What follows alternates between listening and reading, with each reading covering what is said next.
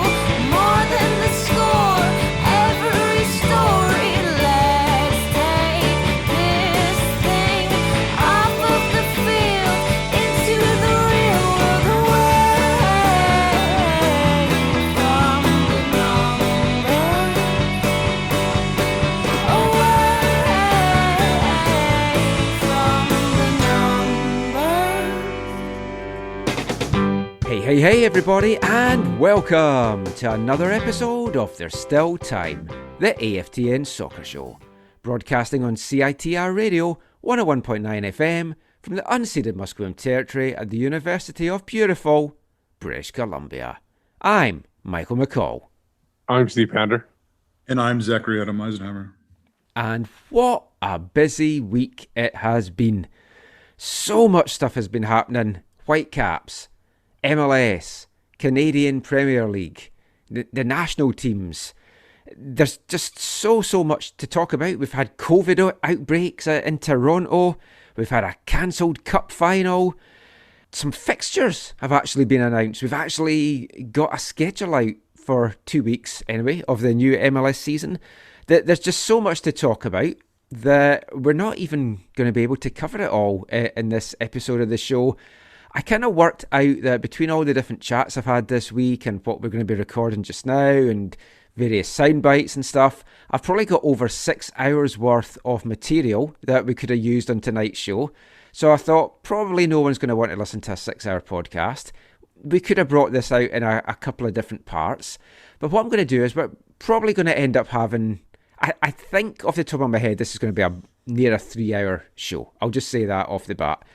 Well, it'll be a surprise when we get to the editing stage to see what it actually comes to. Some stuff's going to be held back till our next episode. I've already brought out an extra podcast, so all our subscribers will have got that, which will be the audio from Axel Schuster in the media roundtable that he did on Friday. We've brought you that in full for all our extra subscribers. But we're going to be talking about primarily Vancouver Whitecaps and the Canadian Premier League in this episode. Kind of about a half and half split. But we're going to be kicking it all off with our Vancouver Whitecaps chat. The Whitecaps news of the week. It's so busy week. Not even any time for us to do any small talk about Marvel stuff this week. Let's start with the schedule. The first 2 weeks have been announced. The Whitecaps are at home, in inverted commas, on Sunday, April the 18th. A Cascadian derby against Portland, 7 o'clock kickoff Pacific time in Sandy, Utah. Now, Utah has now been confirmed as the base, but we've talked a lot about that, so there's no need to delve too much into that just now. Now, the following week, the Whitecaps will travel to Orlando to take on Toronto in a Canadian derby in Florida, Saturday, April 24th, and that is a noon kickoff. Fantastic stuff for us on the West Coast. So, I mean, guys, a tough start against two rivals, two derby matches, two teams that will already have had a couple of matches under their belt in Champions League action, because we'll come to Toronto's bit later on as to how they're now officially in the Champions League. But both those teams are going to have played a two-legged game in the Champions League. The Whitecaps can't even play any pre-season friendlies here at the moment. MDS did indicate this week that the hope is to get some friendlies taking place down in Utah, maybe against some USL teams, maybe Real Monarchs, maybe RSL themselves. So at least they'll get a couple of games under them belt. It's not going to be the same as Portland and Toronto in actual competitive matches, but what do you make of the start of the season? We used to have this conversation as supporters back in the day about why would you Why did the Whitecaps always waste a big game for the first game of the year, the first kick? They would always bring in someone who was a significant rival of the club, and we always thought, what a waste! Like the opening day is a big enough occasion in of itself. It doesn't need, you don't need to have a Cascadia derby. Yeah, that should always be a sellout, no matter who. However, people in the front office told us that without those big draws, they wouldn't have sold out. And I wonder if there's something going on here the same way in terms of these two opening games being against rivals, in terms of wanting to create interest for the TV numbers. I wonder if they really want to have good TV numbers coming out of the gate on TSN, and if it's against, I was going to say Columbus, but they're the holders, I guess. But it was against one of these small Philly teams. or Cincinnati. Yes, yeah.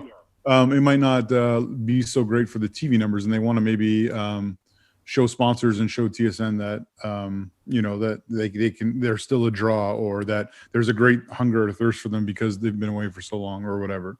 But I don't in general, I don't think this is the best way to go. Although on the in terms of drawing attention, they're probably right, and it probably is in this case. So it would be interesting to see. I haven't checked to see if the Cascadia Cup Council has made a declaration for this year in terms of the cup being on the line. I'll check that now while we're talking, but so that's always a fun game when you play Portland, and then Toronto will be interesting, especially doing it in a new venue with no people. Or will there be people at any? Do we know if there's people at any of these yet? Well, Axel was asked about letting fans into Utah, and he said it's a possibility, but viability-wise, I mean, the thing with that, you can open it up. Say you draw 1,000 fans, you're still having to pay for security, for cleaning, for everything like that. Is it worth it? Probably not. Orlando, Florida in general is just letting fans in everything. As Steve, you'll know, watching AEW, fans have been there. I don't think we'll get fans in at those matches. I mean, you never know, but it's a tough start to the year, Steve. Yeah, but it's obviously we expected that, so it's something that they're probably prepared for, and it's something they'll be ready for. I think I don't see RSL as being a bad position. I think we talked about it in previous podcasts where we said that if they get their fitness up and they can use that altitude to an advantage. Definitely. And I'm sure RSL has done that in the past, and I think the Whitecaps too. It might not work out in the first few games, but once the season gets going, then they should be able to take advantage of that. Yeah, I mean, Axel's talked about they're planning to be there for 3 months with the expectation that it could go longer. Yeah, they're booked in for 3 months, right? Yeah. The other thing as well is, like MDS kind of revealed this week, the chances are they're going to get vaccinated down there as well. Yep. And it'll be like quicker for them to get vaccinated down in the US than it would be up here. I mean, if you look at 6 months ago, when you saw the mess that the USA was in with the virus and everything, it's like, who would have thought they would have got so far ahead of us in terms of that? So it might actually work out good for the Caps. They did have some things go on in their country that maybe... Yeah, a couple of little things. Yeah, but there's been some changes there. The thing is, being based out of RSL too, the travel will be much better. They'll have less connections and everything. Yeah. You'll be able to. The trip to Orlando won't be as bad as it is usually when they have to go down there. I mean, we don't know what the rest of the schedule is going to be yet. It's not out. The nightmare scenario is we start off with the Whitecaps playing these 2 tough games, then they'll maybe throw an LAFC game into the mix, maybe a Seattle game into the mix, and then you're talking about going the first few games of the season potentially with maybe not many points on the board. And before we get into any more of that, I'll just play a little bit of audio from Marc Santos. I asked him once the schedule had come out just for his thoughts on the first 2 games that were announced and the tough start that the Caps have, and here's what MDS had to say.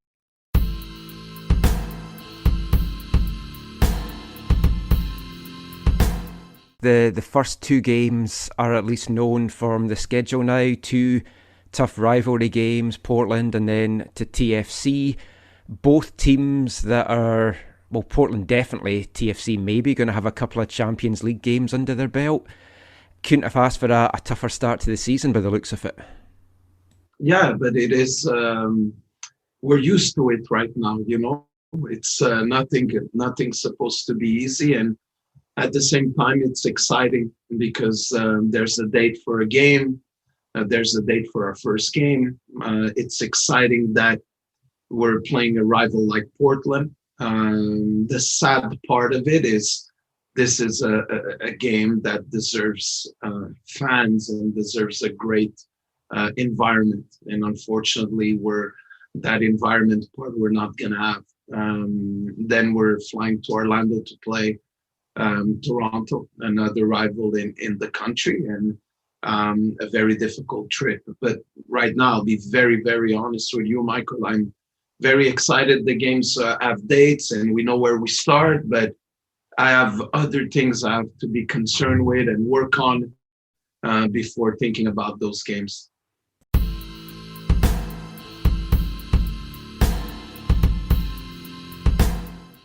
MDS there, just talking about the tough start to the season, the schedule coming out.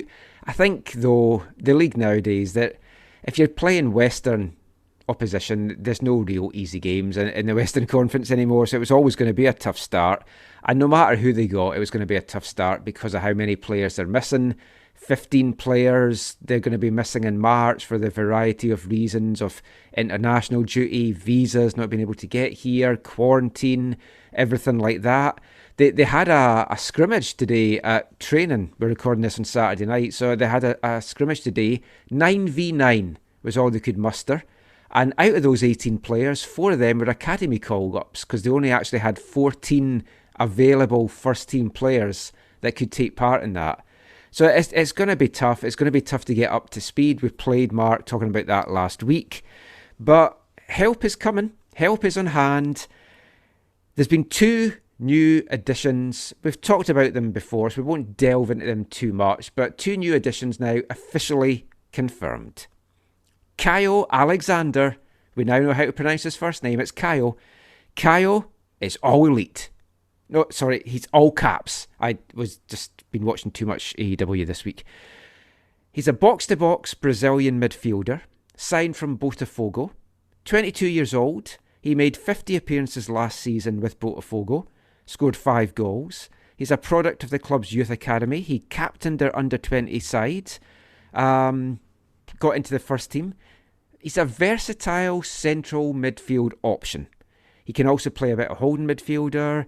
He's excelled in a box-to-box role. I mean, did we mention that he's box-to-box, Steve? I think you picked that up from the release. Yeah, I've never seen a specific position mentioned so much in multiple releases. It was the release to the media, the release to the public and everything like that. And I think there was a couple other.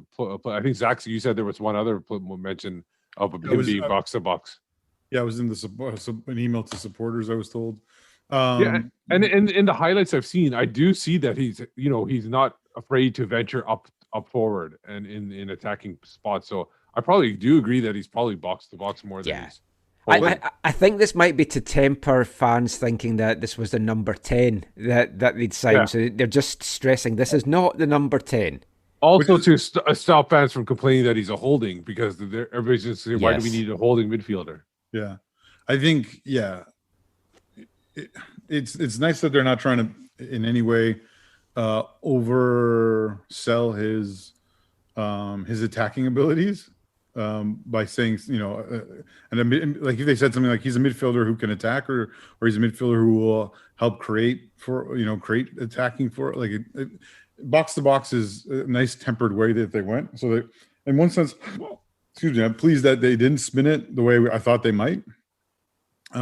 Which is, I guess, refreshing that it feels like there's some honesty, which says something in and of itself. But yeah, they're going another way to make sure that everyone clearly understands this player's role, and hopefully that's the role he gets used in. Because, like we talked about last week, someone like an Inbom Wong was kind of talked about in one way and then used in a very different way. Yeah. He didn't. Hopefully, this guy has the mentality. He's, like you said, he's the captain and everything. He needs to be that field marshal in that midfield, where he's directing traffic, getting people into the right positions, and distributing the ball to the right spot. So that's what you're hoping for, and that's something they sorely needed. Yes, we always talk about the number 10, but something like he's been described in some places a deep line playmaker. That's something that's needed as well. Oh, absolutely. And I felt like when I was editing the show last week, I felt it was maybe a little bit down, or came across a little bit down on Alexandre as a signing. I didn't mean to come across that way. I think he's a great player. He's a great prospect from what you can see from the highlights. He's apparently rated in the top 10 young Brazilian players from that position, so he's very sought after. I think what was more bugging me was the price tag. I'm still not sure that's a $4 million player that you've brought in. Now, he might be. I mean, who knows? It's modern football. If you're getting players from Brazil, if you're getting players from certain markets, it's going to cost a bit more than other markets. But he looks good, and the more I've kind of looked into him this past week and watched some more stuff, I'm quite excited by what he can bring to this team. And if we got a box-to-box guy, first time for a long time, I'm very pleased about that. And the thing is if you're like you said, if it's true, he's like the number 9 rated midfielder in Brazil, like a prospect kind of thing, or somebody to go over to Europe. That's pretty high. I know number 9 doesn't sound very high, but to come to MLS, that's pretty high. Oh yeah, and from Brazil as well. Yeah. It's like there's a lot of talent kicking about Brazil. I think we all know. I'm particularly excited to talk to him about a subject that bizarrely I only found out about a couple of weeks ago, and I've been quite obsessed with it ever since. It was on the When Saturday Comes podcast, and it's something called button football. And it's only played in a couple of countries around the world. Brazil is the main country it's played in. Hungary's another big one. Maybe we can ask Peter Zimmerman if he knows about button football. It's a little bit like Subutio, but it's played with kind of inverted buttons. And it's huge in Brazil. So I want to sit down with Caio and talk to him about button football. I'm not sure his English is great, so that could be an interesting translated thing. Is it similar to, is it like where you have 3 pieces and you have to go in between the pieces or something like that? Or is that something You've else? got a full 11, but it's a kind of little bit, you do kind of go in and out of pieces and you flick things about. We used to play dime hockey, or can't remember what you call it. You have 3 coins, and you have to keep going in between the coins all the way to the other side of the table, and then score. Because you basically, you have to make a. Oh, I can't even do it. Where's the camera? Oh, there it is. You have to make a net. You have to put like this on the table. Like basically, think of this as a table, and that's the net. So you have to score like this with the 3. Basically, you keep moving, alternating coins, and going through the in between each other. For those who can't see this, Steve's making a net with his finger. Yeah, I was trying to show it, Michael, but that's essentially what it is. It's just something you play. There's no official thing about it, but it's something I used to play it a lot back even in the 80s. I'll check that. You can also check out button football. There's a whole Wikipedia page about it. Yeah. But like Caio, obviously Portuguese is his main language, but he's going to have quite a few Portuguese speakers that he can have conversations with, MDS and PDS. And our other new addition, Bruno Gaspar, the Portuguese Angolan right back, so they'll kind of have lots of chats as well. He was finally officially announced on Tuesday, 27-year-old, and went with that old football cliche, he's going to give 200%. Not physically possible. It really annoys me when I hear that in any walk of life. Yeah. You think of Milinkovic used to say that all the time last year. It's just we can bring back our I am a cliche section again. It's just something that really annoys me. But 2 really good additions, 2 upgrades to those positions. It's an exciting team that's getting building. Yes, there's still that big gap of the number 10. Everyone knows that. He is coming at some point. But I asked MDS and Axel Schuster just for their thoughts on the signing of both Caio and Bruno during the week. Here's what they had to say about them.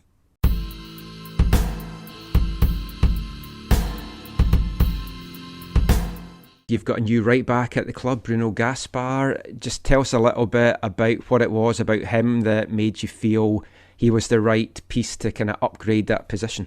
Yeah, so we always felt we need to grow in the competition in some places in the roster. And last year, when we had moments where we had to play another right back than Jake, we played Genio there, we played Eric Godoy there, and we felt we were taking guys a little bit out of position, even if we know that both Eric or Genio in there, they could fill in a gap there, but we felt we needed another player there. And if we're going to bring another player, is to make sure we bring another player that brings a plus. The moment for Bruno is right for us because Sporting is doing extremely well in the Portuguese league. They've been undefeated since the start. The players that are playing in his positions are doing well.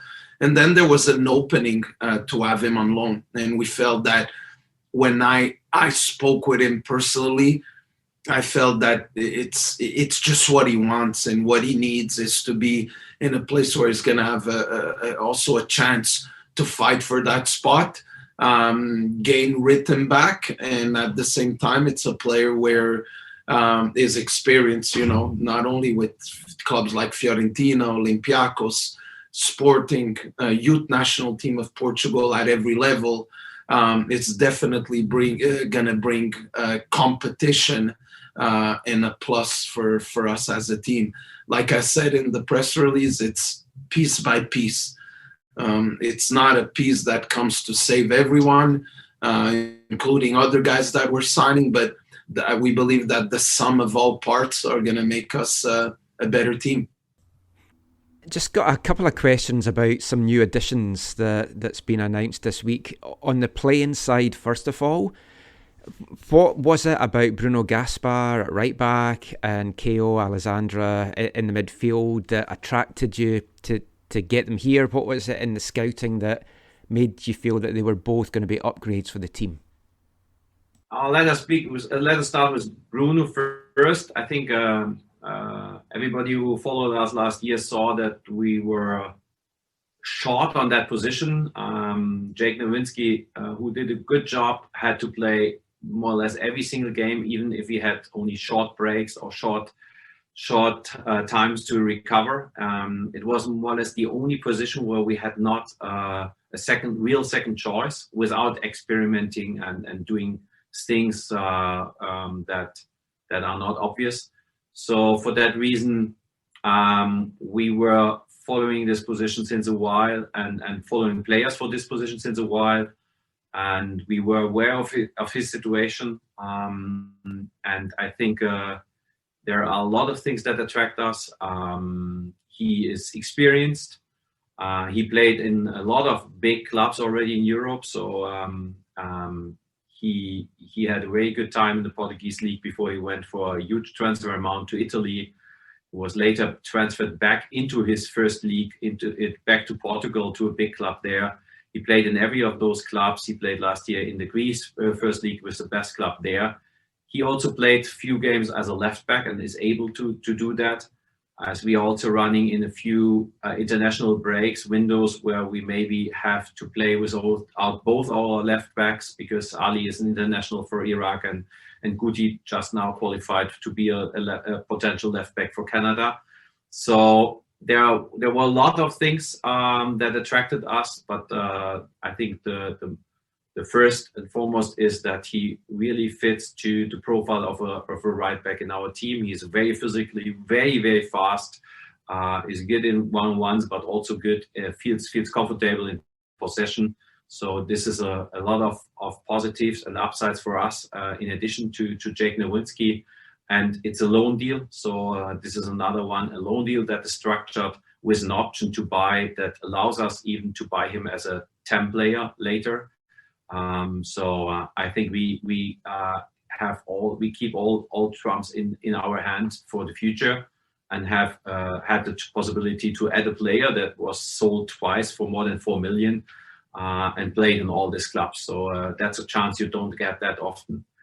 Caio, is another young player, as we want to be a club that plays a lot of young players, that focus on young players, on player development. So we were following him since November. He was constantly playing. He played 50 games in the last season in Brazil, the season that just ended. He was an important player, a key player in his club, Botafogo there, although he is still a very young player. He is a great addition, as he is a typical classical number 8. That means he is different than to all our other central midfielders that we have in the group, because all the others we would classify as a defensive midfielder. I would call him a central midfielder. So he's a player that travels a lot with the ball, who's a real box-to-box player, running a lot, connecting the game with his runs, who has goals, and had goals and scored goals, and also has good key passes from deep positions. So in difference to the player that we are still looking at, the number 10, who is the final pass player, the player that feels comfortable to play around the box and find the tight spaces in with his pass into the box. He's a player who finds good passes, or has good passes and key passes from deeper positions. So another profile that we don't have in our squad. So another addition that gives us depth. This gives us other skills that we have. As we want to have a lot of choices and possibilities, and we want to be a team that plays very physical, that runs a lot, that is also top 3 in all physical, in all. Sorry, so they are working here with signature speech, or what is it around me, and that obviously is not related to me. I thought they want to tell me that I should stop speaking or something like that. But it was still related to our technical problems at the beginning. So we want to be a very physical team. We want to be top 3 in all physical outputs. That means in the total running distance, in the number of sprints, and the number of intensive runs. That means the players also have to recover, and that means you need possibilities to give players time to recover, or to have players on the bench that can continue to play with that intensity. I'm not saying that we signed Caio for being on the bench, definitely not with the investment we did, but in total it makes our whole depth bigger, and our whole possibilities for starting 11 players. The group, he makes the group bigger and gives us more choices.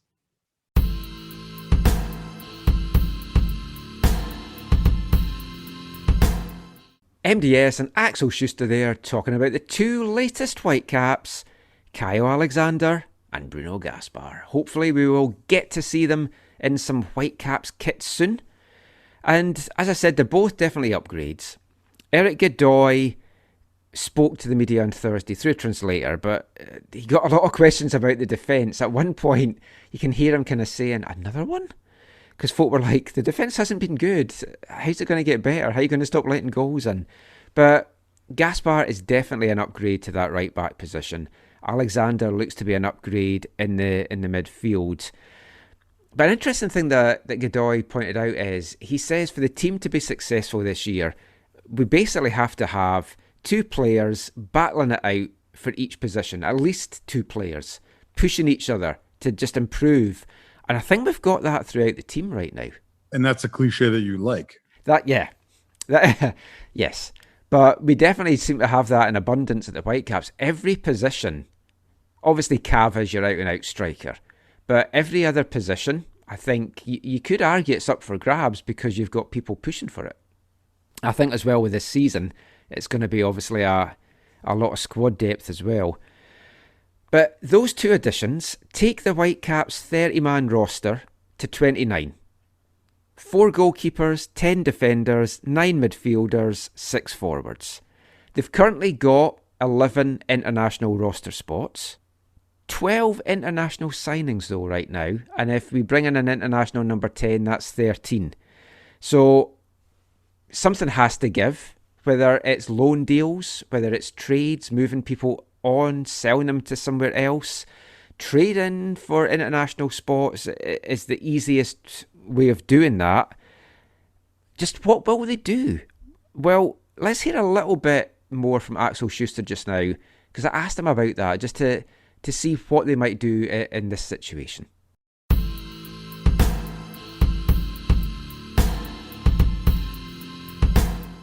Both the players take up an international slot on the roster. Obviously, that now means that you're going to need to move somebody on or trade for a spot. What of those is the more likely, do you feel? Do you see yourself moving some players out, or are you going to do a bit of business in the league to get those extra spots? I learned a lot in the last year about MLS, so I know that there's a compliance day coming, and up to that day, we have time to solve such problems. I can tell you that there are international spots available on the market, and of course, there is also interest in our players. And there may be also possibilities that a player will go on loan or will leave the club if he doesn't see the chance of getting minutes. So we are in discussion with every of our players about his situation. I don't want to say the one or the other. I want to say that we have time until compliance day, and we also have the option to buy another international spot. So this is nothing that concerns us by today, because we have also here all possibilities in our own hand as we can decide. We have also the cap and the GAM available to buy one. So we will take the decision at the time we have to take it.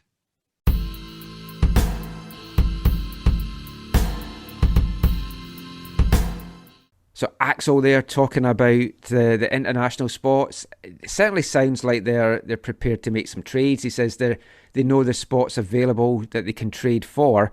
The current market rate seems to be $175,000 in allocation money. That's what Orlando gave to Columbus last month, and that was the last trade for an international spot. When we talked about this last week about who could go out, we talked about Kamiri. We forgot to mention Javane Brown, really. But, I mean, Brown is it strikes you as an obvious one. He was asked about that, and he said right now, because Javane can also play centre-back cover, and they don't know, like, when Gaspar will get up to strength and everything, and they won't have the two right-backs battling it out. He did indicate that if there's a feeling that one of the guys, whether international or domestic, is not going to get the playing time they need, then they will look at loans. And you have to think Brown's a guy for that. Kamiri could be a guy for that. I mean, what would you do? Would you move these guys out on loan, or would you just try and keep them in trade, give some money up to try and get international spots? I know we've had this discussion in the past, but if a player who is international is out on loan, do you have to have an international spot for them? No. It frees up the spot as soon as they go out on loan. Is that only if they're gone for the whole season, or like? No, well, as long as they're off the roster. Off the roster. Okay. Then if they want to come back, you have to have an international spot for them.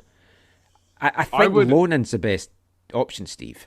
Yeah, loaning is a good option. I would say even offloading some of them would be fine too. But loaning is a good option. I would say that international spots, the prices are very fluid. It all depends on how much somebody's willing to pay for it and how desperate they are. So I think they're going to know the Whitecaps are desperate. That's the thing. So it could even go higher than 175 at one point. Sometimes they go for only 50,000. That's the awkward part of, they used to go for 50. That's the awkward part about the situation that Vancouver put themselves in. Either they already have a plan to move people to lower the number of internationals, or they know they have a fixed rate with somewhere. Because otherwise you're right. Like, someone could hold them over a barrel to, could hold them hostage, right? To get more out of them. The one thing that Steve, I think, mentioned a week or two ago was, you could see someone like a Jake Nowitzki.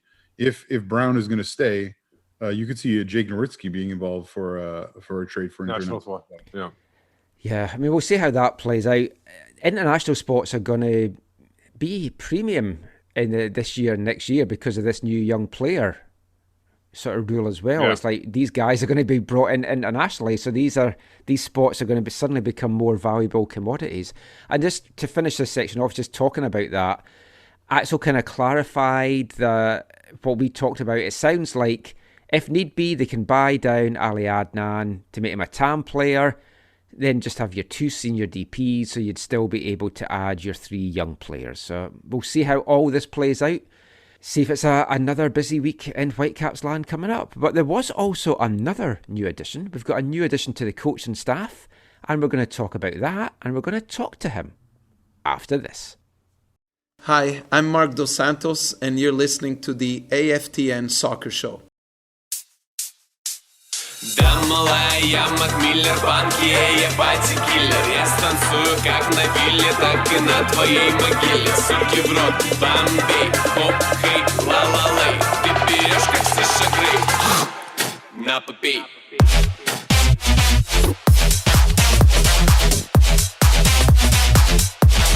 На попей.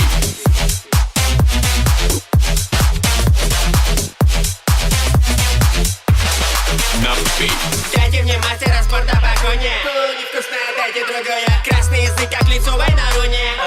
Это я посмакую. Если бы мамка давала мне доллар, так каждый раз, когда я бросал школу, после уроков в 9 классе катал бы тебя на Volkswagen Polo. Делаю паузу там, где хочу. Все равно раскачаю, но тебе ползет нельзя. А то я заскучаю, мне достает дочь прокурора. Парни тупые, пока буду соло. Тебе лучше шарить за белое золото. Если хочешь быть слолой. Да, малая, я Макмиллер, банки, ебать и киллер. Я станцую как на вилле, так и на твоей могиле. Суки в рот, бомбей, хоп, хей, ла-ла-лей. Ты берешь как Саша Грей, на попей. Welcome back to the AFTN Soccer Show on CITR Radio, 101.9 FM. And kicking off this part, it's this week's song from this month's Artist of the Month here at AFTN, Russian band DLB. That was their song Na Popey, which in English means take a drink. And that's taken from their new album 11 Litres of Water that was just released this week. Check it out on Spotify, YouTube, Apple Music, or wherever you download your music from. I'm trying to get hold of a CD, not been very successful at that. You can see the video for that song on YouTube. It's kind of sparked a kind of viral TikTok style video that they've been sharing on their Instagram and TikTok.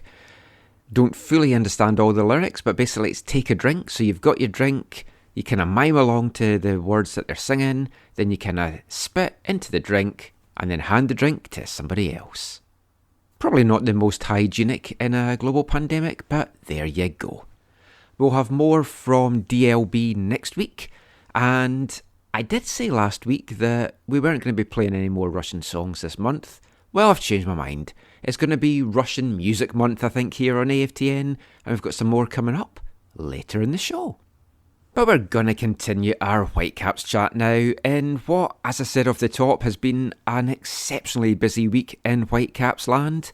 We've had new players, we've had the schedule, we also have a new assistant coach here in Vancouver. A guy with 17 years of experience in Major League Soccer. He's played over in Europe, in Germany, in Norway. He's played at a World Cup for America. He's played at the Confederations Cup for America. He's also lifted a Gold Cup with the USA as well. 38-year-old, former midfielder, former Houston Dynamo legend Ricardo Clark has come on board with the Whitecaps. Bit of a surprise appointment, kind of came a little bit out of left field, but I'm delighted with the hire. I think it's a great hire for the Whitecaps. He's bringing a wealth of experience to the club. And he takes over from Vanni Sartini, who moved on to other roles within the organisation. That was announced at the end of last year, Director of Methodology. And Ricardo has been kind of tasked with not just his on-the-pitch stuff as an assistant coach, but he's tasked with one-on-one work with the Whitecaps' young pro players and their integration with the performance team as well. He's most recently kind of started off his coaching career down in Houston with the under-16s, with the under-19s. He also has experience with the US under-20 team as well. I think it's a great hire. Why did the Whitecaps go for Ricardo? Let's hear a little bit now from CEO Axel Schuster, explaining the reasons why.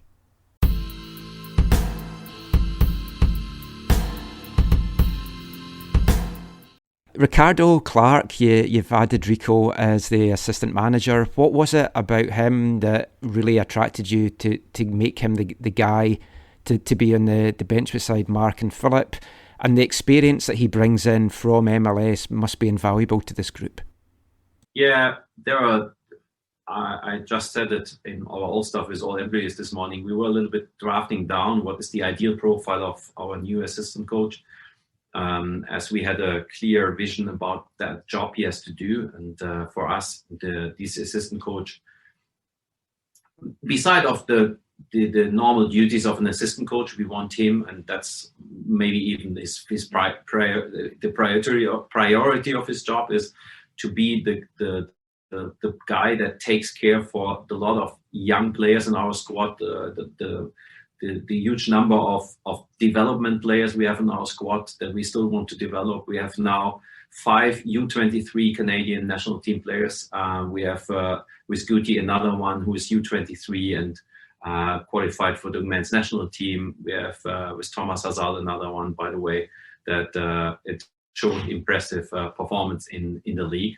So we also sign young players, as we have seen with our 2 draft picks and with Caicedo and Caio.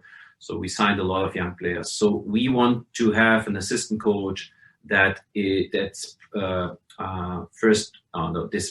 main priority is to focus on those guys and to help them to develop with individual plans together with our performance team.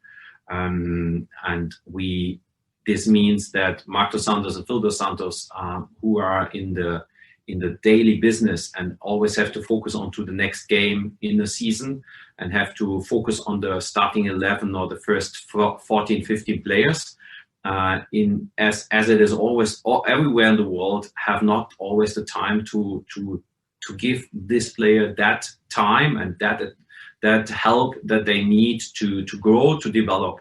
So as we were looking for this guy that connects all of that, we said the ideal profile would be a player that has a huge experience in the league and in professional football.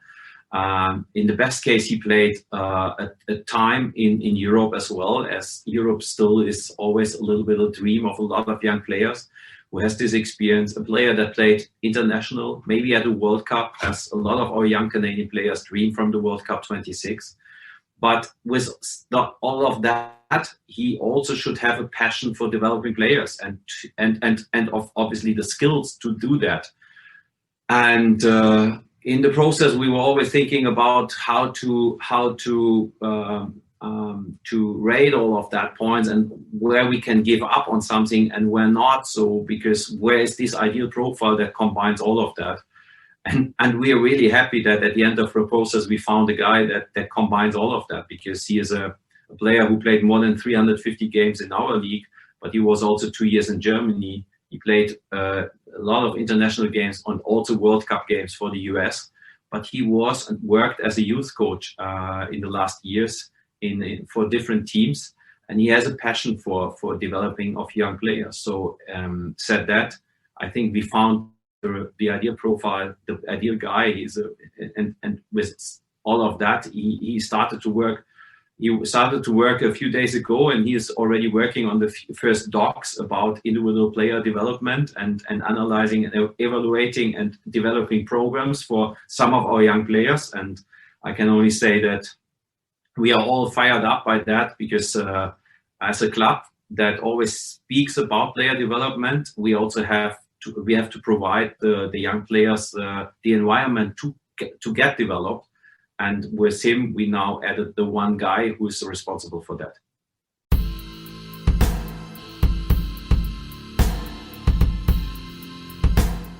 Axel Schuster there, sharing his thoughts on why they wanted to bring Ricardo Clark to Vancouver.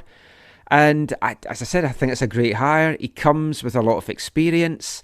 He's got experience in the league, 17 years in MLS. He's played overseas. He's won 2 MLS Cups. He's been at a World Cup. He's played internationally. What he can kind of teach the young guys in Vancouver about being just professional and just being footballers and to make it in the game. And if somebody says, oh, should I think about going to Europe, he can share his honest experiences with them. I think all round it's a great hire, and his experience and his knowledge of the league, I think is going to be invaluable to Vancouver. Yeah, it should be invaluable to Vancouver and obviously the coaching staff too. The majority of the coaching staff came last year with very little experience in MLS, so I think it should help. He might be able to identify players here and there that he's trained with or seen, so it gives him a good value. And then also, I think it also is beneficial because they are now more centrally located in the US. So, he knows about the travel and everything. Maybe he can help out with that. So there's a lot of things he could probably help out. And like you said before, he's worked with younger players, and that will be beneficial as well. I mean, that's the thing, Zach. I was surprised he left Houston, I've got to say, but I think this is an opportunity that was too good to turn down. Axel spoke about they want him here long term. This is not just a short term appointment.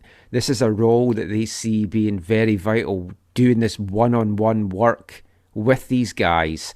So they wanted to sign him up to a long term contract, to have him here.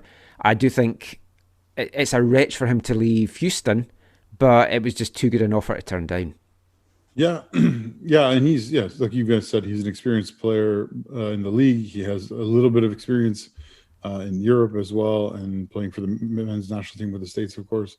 Yeah, it feels a little bit like Dennis Hamlet.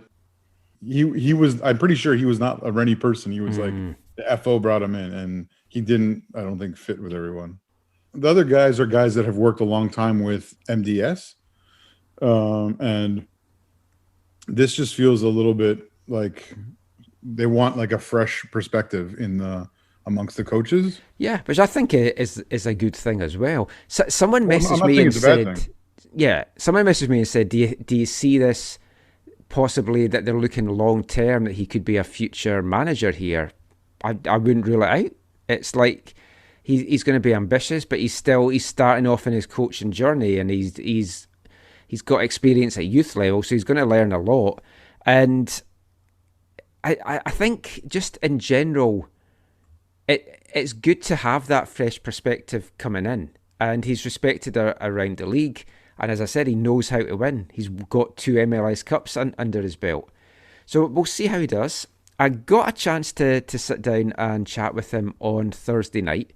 So we did a little roundup of his career at club and country level, his ambition for coaching, and a lot more besides. So go make yourself a hot beverage, grab a chocolate digestive, sit back, put your feet up for the first of 3 featured interviews tonight with new Whitecaps assistant coach, Ricardo Clark.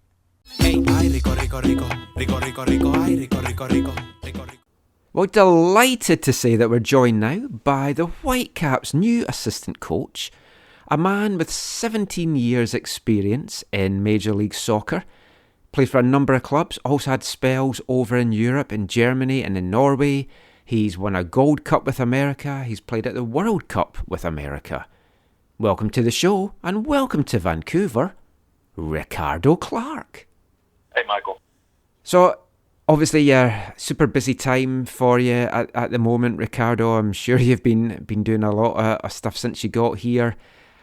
I guess first thing to ask you is, what is it that attracted you to this role? What is it about Vancouver that made you decide that this was the next place that you wanted to continue your coaching journey?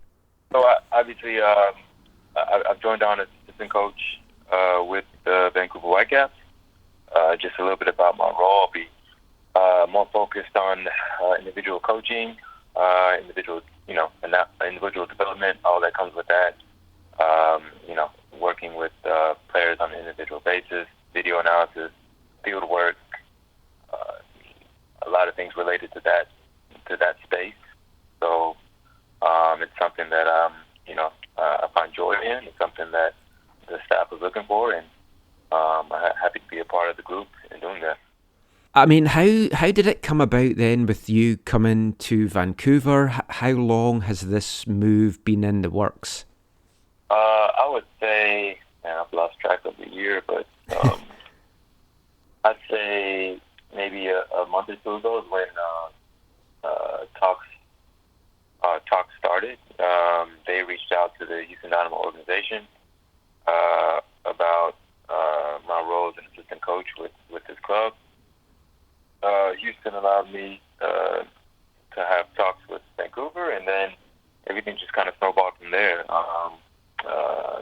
Connected with Marc, obviously, and Axel and Greg and some people at the organization, and just kind of talked through, obviously my role. And it was, for me, it was the timing of everything, which had a lot to do with it, because I took it upon myself in Houston to kind of slide into some responsibilities kind of geared towards that, even though it was not work with the first team, but they had one or two homegrown players that I had kept in touch with and was doing, some video analysis with and just kind of coaching on the individual level. And so it just felt like the right fit for what they are expecting of me. But I've always been intrigued with Vancouver, and I always enjoyed my time here when I would come up here, and I like what the club is about, and it just seemed all in all like a good fit. Now, in modern day football, the term legend is thrown about quite loosely, but from a Houston Dynamo point of view and MLS, you're certainly a legend with the Dynamo. You've got the second most appearances and goals and lots of stats down in Houston from your couple of spells there. How tough a decision was it for you to leave that organisation after being part of your life and your family's lives for so long? Yeah, it's obviously not an easy decision, because family is rooted there. I mean, to be honest, I had gone back and forth from Houston during my playing days twice. So I left in 2010 to play in Europe, came back in 2013, if I remember correctly, and then played the last 2 years of my career in Columbus, right? And during that time, I always kept my properties there. I always kept my home there. I always felt like that was home. That was where I would always go back to. A big part of me not leaving was because my kids didn't want to leave, especially my daughter. So, I always felt very connected to the community, and I still always will be. But it doesn't stop. It doesn't stop for anybody. So, it did take a lot for me to leave this time. This time, I think it's a little bit different because my family is coming with me, and I'm really at this moment committed to my role here and what's going on. And yeah, I mean, I'm again, I don't think you can ever have a crystal ball and say this is what I'm going to do tomorrow or next week or next month or next year. But I do know that this is where I belong right now, and this is my concentration, where I'm focused, is where I'm going to be enjoying myself. So I hope that answers your question. I know I kind of went off on a tangent. No, totally. Because I mean, I know you hung your boots up officially last year, and Houston did that lovely gesture. They gave you the 1-day contract, and then you retired. Can you talk a little bit about what that meant to you, like to go out the game on your terms and to have such a special occasion as that? Yeah, it was awesome to see the respect that the club had showed me, right? And for me, most of that connection to Houston was through not just the Dynamo, but just through the community. I felt very, very connected to the community through my kids, through different works I had done in the community in general, but soccer community, throughout my time there, whether it be, working with local high schools, whether it be doing camps and clinics, whether it be, even when I was playing, jumping in to academy sessions that my son was involved in, so, it ran deeper than football, me being in Houston, so, with saying that, I knew a lot of people in the organization for a very long time. Our families were connected, and, it only felt right to retire at the Dynamo. I'm not big on big elaborate celebrations. To be honest, I didn't really want anything like that for myself. I only did that for my family. I've been talking to some people there, and they said, yeah, it'd be a good thing to do, not for you, but for your family. So that's why I decided to kind of present it that way, which at the end of the day, I'm glad I did. So it was funny because when I was at the retirement presentation, my family was the one crying the most, not me. So again, I'm glad I did that. I also got to connect with some old players I hadn't seen in a while. Brian Ching, Mike Chabala, Bobby Boswell. I'm missing some names there, but it was just a real cool moment to kind of call it quits and do it in a place that had meant so much to me, in a city that had meant so much to me. And to be fair, I had my breakout moments in my career in Houston, and a big part of my career, and especially the good times, were during that time. So Houston's always a special place for me. I mean, did you always plan in going into coaching when you did retire? Was that something you've been working on for a couple of years, or was it only towards the end of your career that you kind of gave it a lot of thought? Yeah, I'd say it became more reality probably the last 2 years of my career. I'd always had a passion for coaching. During my playing career, I would hold camps and clinics in Houston and back in my hometown of Atlanta. And I always enjoyed giving back to the game in that way. I enjoyed the coaching craft, and it's something that I wanted to take more seriously. Like I said, during the last 2 years of my career, and after I retired, and I started thinking about it more seriously. But yeah, I've been 100% concentrate on that side of the game, and playing my last 2 years under a good coach, Greg Berhalter, kind of helped spur that, and just kind of added to my enthusiasm and passion for the coaching side. And it's a lot of freaking work, but I'd say most of it is enjoyable, which is the cool part of it, and on some levels it's rewarding, so I like it. As you might be able to tell from my accent, I'm from Scotland, and like in the UK for years, there's been so many players that have been at the top of the game, players of colour, but the coaching opportunities have never really been there for them. And I know that's something that is said over here as well. It does feel slightly better over here than it is in the UK. But I mean, why do you feel that there's maybe not as many players of colour that then decide to go into the coaching aspect of the game here or wherever? That's a good question. I'm glad you touched on that. So it's been interesting, kind of coming on this side of the game, right, in the staffing part of the game. Things kind of get a little bit put into perspective on the reality of situations, right? Yeah.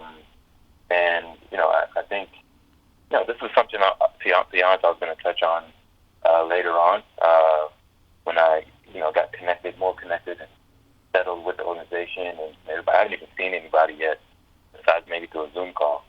So it's going to be good to actually connect with people face to face. Yeah. Just vibe with them and whatnot. But yeah, it's an interesting topic because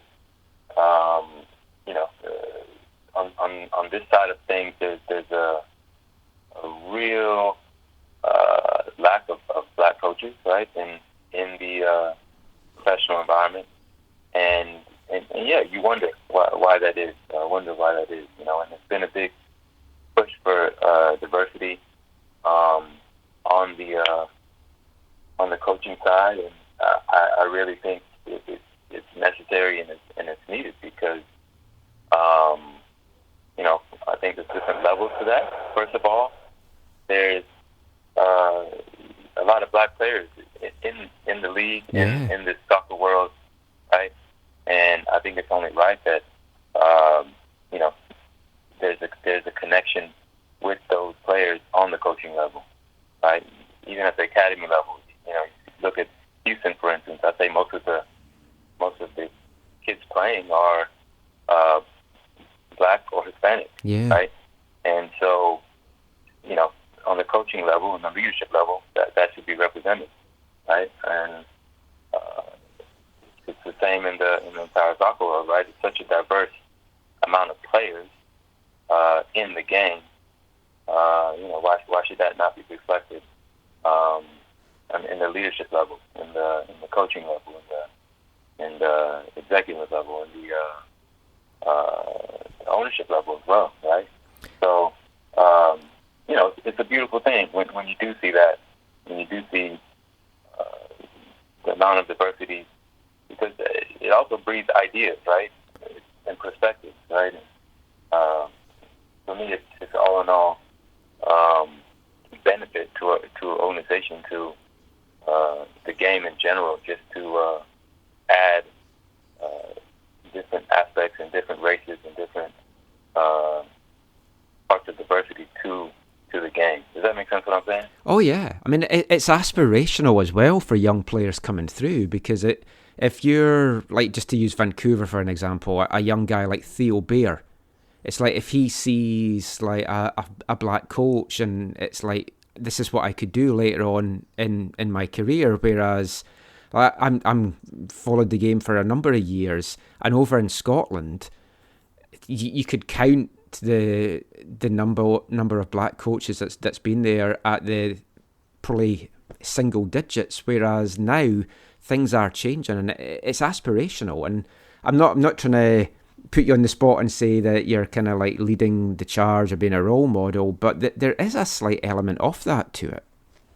Yeah, absolutely. And you touch on players looking up to coaches. Listen, I'm not going to be every black player's favorite coach, right? Yeah. But speaking on a personal level, I grew up watching Pele play. Yeah.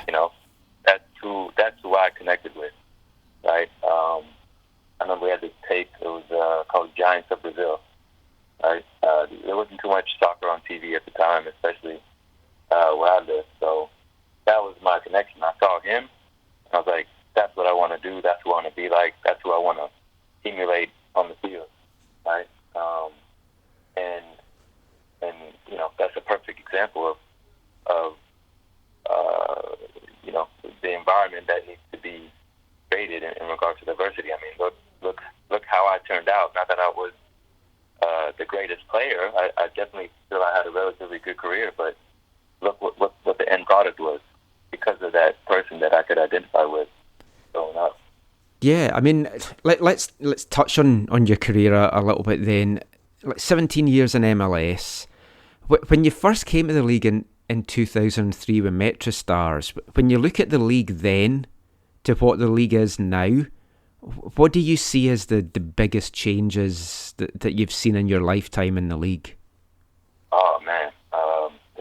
The league is like night and day from when I started. I think, I don't know what the exact number is, but I think there were, well, first of all, it was 2003, and I think there were 12 teams in the league, more or less. Yeah, probably. I think only 2 teams had their own stadium, maybe LA and Columbus, if that. And, I mean, you look at it now, right? It's gotten so international. It's, however many. I don't even know the number of teams now, but it's close to 30, I believe. Should know that number. Yeah, I lose count because they keep adding them. I think at the moment we're at 27, but it might be 28 with Austin coming in. I honestly can't remember anymore. Yeah, so close to 30 teams. Almost every team has their own stadium. Attendance, right? Attendance is skyrocketed. I remember playing in Giant Stadium with the New York Metro Stars, and there was only maybe 5,000. So you think 5,000 fans in a 50,000 capacity stadium, what that looks like.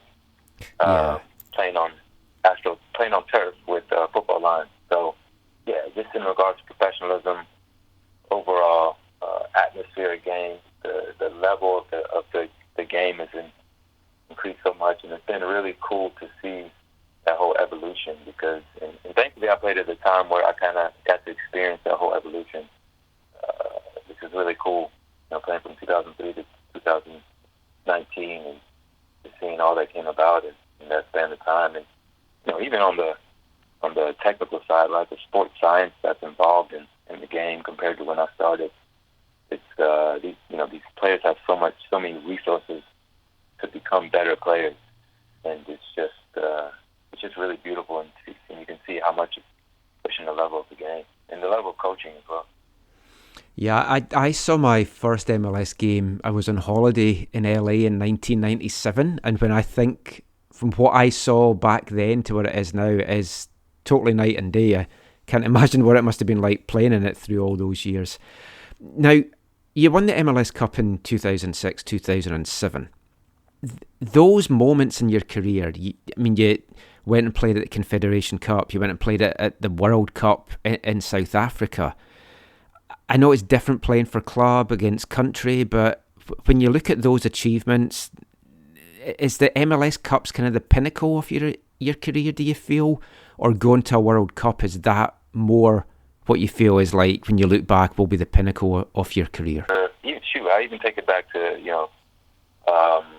where it all started, playing club ball. My first championship was U10, right? And first state championship. And, those were, just as enjoyable moments and just as critical of moments as it was, playing at a World Cup or winning MLS championships. Obviously, it's another level, but it just, when you reflect back on your career, at least with me, those moments are just as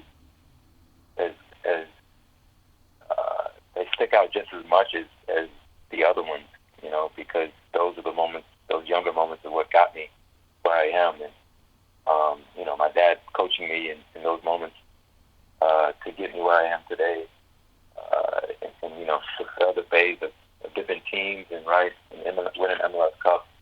Yeah, like I said, I look at all the phases not really as from what I've learned in those last 2 years of my career, right, and applying to my coaching side. So again, not really pinnacles, but just phases that I experienced and was thankfully able to learn from, because there were definitely a lot of highs and lows in my career. And again, I learned from all of them and can apply them to my coaching and hopefully translate it to players the best way I can.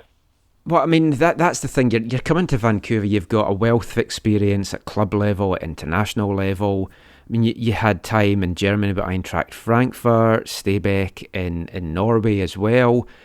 And of course, I guess a lot of young guys, when they're coming through here, their goal is to play in Europe, and the grass isn't always greener over there. And I guess that's something that you can probably share with your experiences with these guys when they ask you what it's like over there. And is that the kind of stuff, do you expect to have those kind of conversations with some of the younger guys? Did you have those kind of conversations with the academy guys at Houston? I think at the end of the day, it comes down to what the player wants and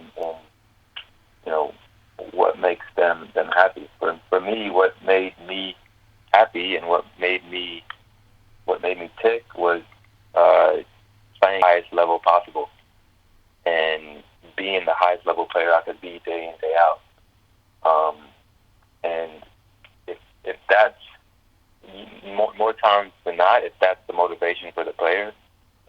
regards to being their highest level every single day, they're going to want to play in Champions League, and they're going to want to play in World Cups and with the national team, and that's only going to make them a better player. So, there's players who maybe were happy or have been happy just playing in a local league, and there's players that have thrived by playing in those types of leagues for most of their career. Look at Darlington Nagbe, right? Look at Landon Donovan. Landon Donovan played most of his career here in the MLS, I believe. Yeah. And those players were still able to have successful and competitive careers. But I think those are special cases, right? But I think the majority of players, if they're, like I said, aiming to be better players day in, day out, they're gonna aspire to play at the highest level, internationally or club level. With saying that, players can compete at a high level in this league. I'm not saying they don't have to go to Europe. It's a very competitive league. They can develop here as well. But I think, I think we have to be realistic too, right? Playing the Champions League is the ultimate. You can't compare playing Champions League to playing in, whatever it is, whatever game you think of here. European Champions League, that's what I'm getting at. Oh, yeah. But you can't compare that. So, again, in order for a player to reach his highest potential, he's got to be aiming for those highest levels of play. So, that's, I think that's the mentality a player should have if they want to play and compete and get better every day. That World Cup in South Africa in 2010, what was that whole experience like for you? Yeah, it was a great experience. Obviously playing in the MLS, in the World Cup is an awesome experience.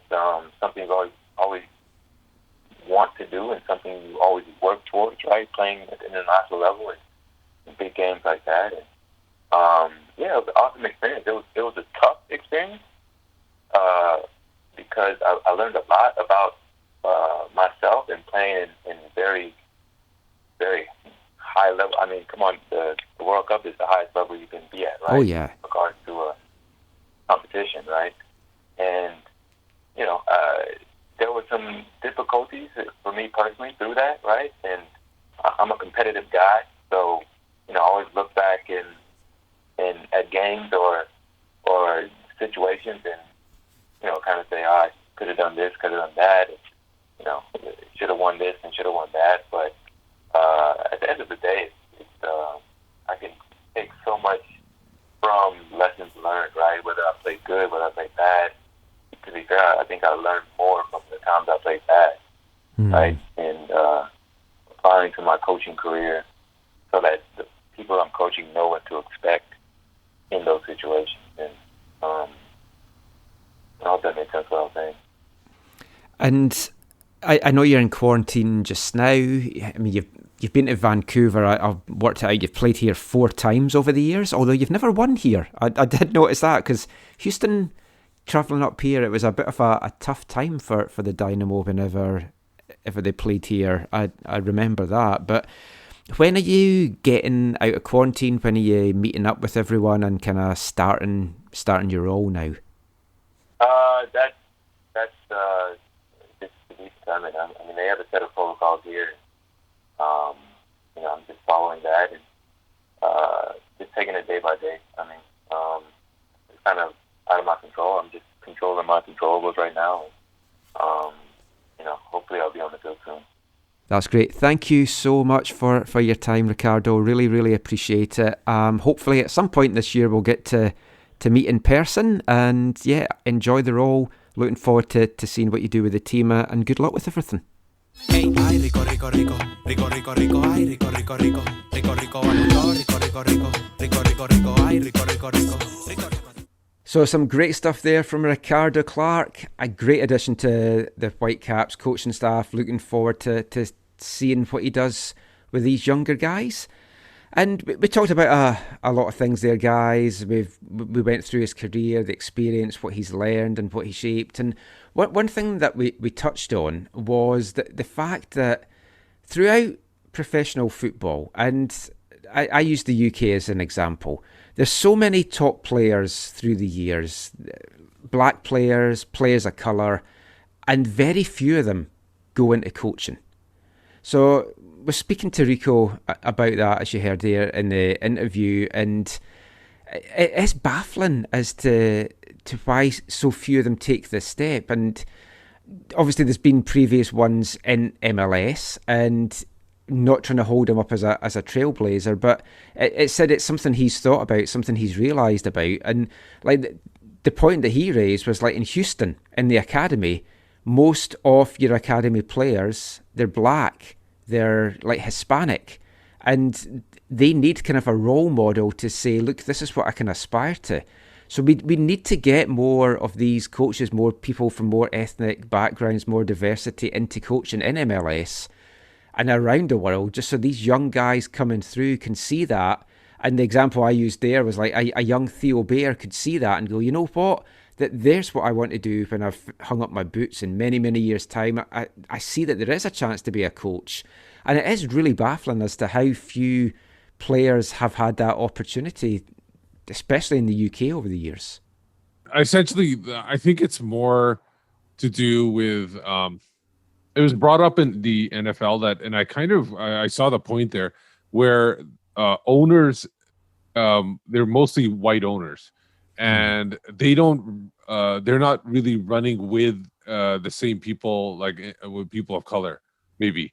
And that could be the reason why that they don't relate to them, and they don't see them as viable coaching options. That's what I'm thinking. But you have to really bring them in at the academy level to help them develop. And if it's not brought in at that level, it's going to be very hard to reach. Like, you can't just put a coach in there at the top levels. And so that might be the reason why. Maybe they just need better ownership or better management or something like that in order to get people or more programs to get people invested in there. I know in the NFL, they have actually a rule where you have to interview a coach of color or whatever, a player. Yeah, I think MLS have something like that as well now. The problem is then you just get somebody that really they're not interested. But even when they're not interested in that person, they do get the experience of being able to interview and finding out the problem. So they actually get their foot in the door. And maybe sometimes there was one coach that they weren't even looking at, and they brought him in as an interview, and he was actually hired in the NFL. I think it was the Pittsburgh Steelers coach, and he's been there for like 15 years or something like that now. So it has happened in the past, but it just happens too irregularly.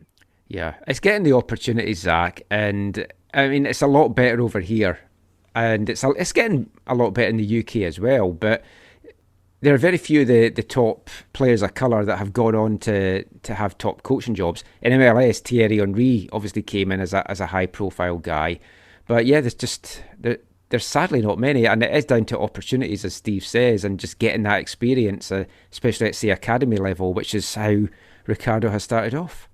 Yeah, and there is something, and this is obviously big in our culture now. This idea of being able to see someone who you can identify with, that inspires you to do that thing that they're doing, right? Whether it's a player or a coach or whatever. This is obviously talked about in a lot of number of ways in our culture right now.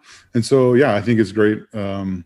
It's good to hear more of Ricardo Clark's story, because I don't know his story other than watching him from afar a little bit, especially, in MLS, but when he was in the Bundesliga a little bit as well. And it's great that he's, progressing in his career this way. And yeah, hopefully this experience will be a positive one for him and will allow him to continue to progress.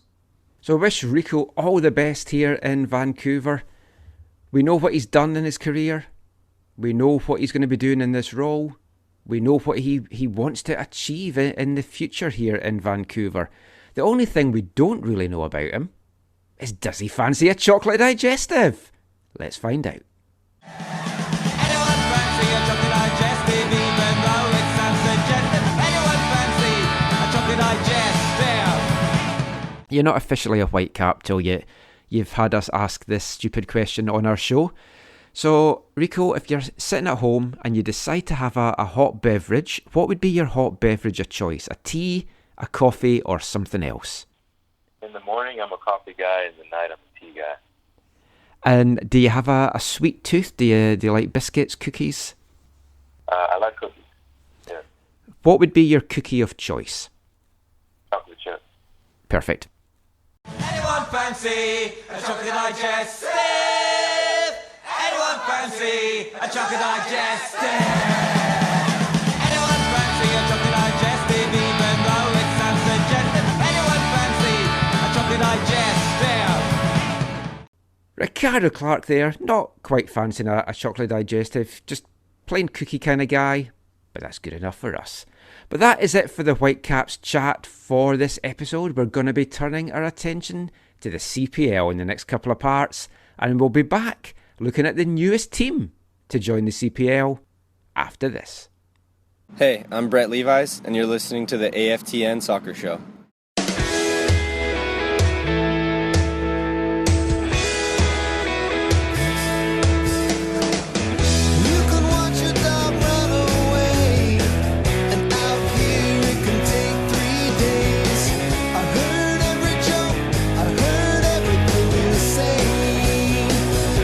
There's not a lot going on, but look closer, baby, you're so wrong. I roll my eyes back into my happy place. I'm always gonna need this sense of space, and in the ever wave under a rolling cloud, I can't hear what you say, 'cause you're talking so loud. How many times you wanna get me wrong? Yeah, you think there's not a lot.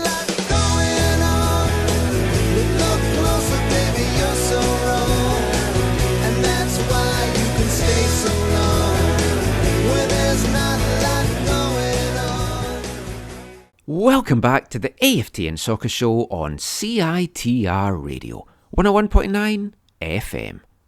And kicking off this part, it's a song I'm sure many of you will know from the TV show Corner Gas. That is the original version of this song. It's called Not a Lot Going On by Northey Valenzuela, which is basically a collaboration between Craig Northey of The Odds and Jesse Valenzuela of the band Gin Blossoms. They worked together on an album in 2003, and of course a version of that was used as the theme song for the wonderful Corner Gas, one of my all-time favourite Canadian TV shows. I first saw it when I was over here on vacation, fell in love with it right away, bought the season 1 DVD that had just come out, and I've loved it since. I genuinely can sit and binge watch that to this day. And even though I've seen the episodes loads of times, still funny, still entertaining, and there's not a lot of comedy shows I think that you can maybe say that about. That for me is definitely one of those.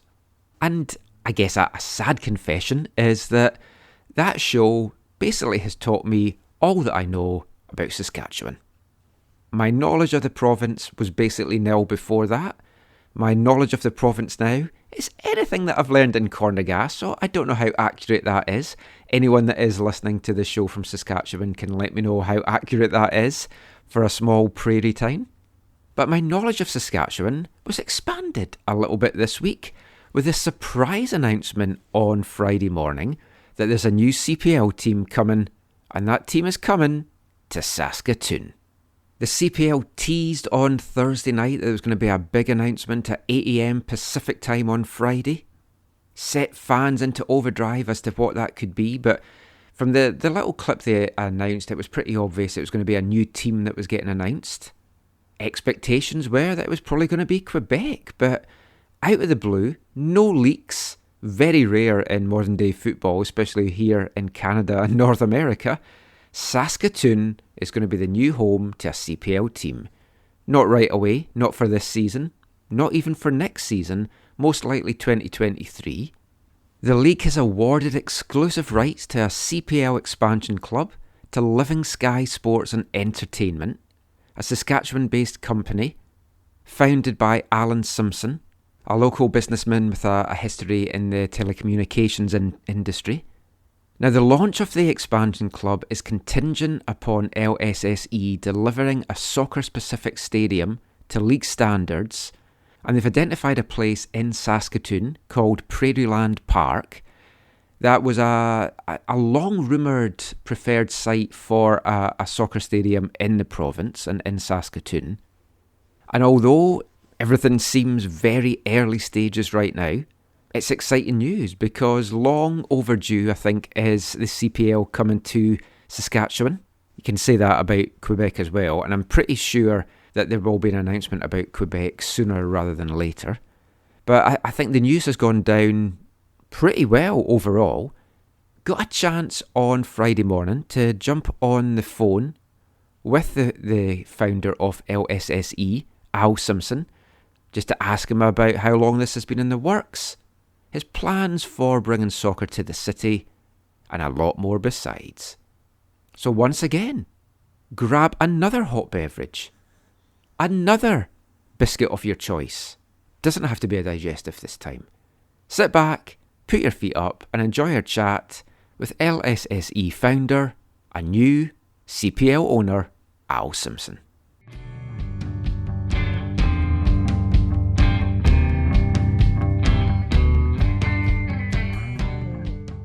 Very, very exciting day, obviously, for yourselves, the company, and just football in Saskatchewan.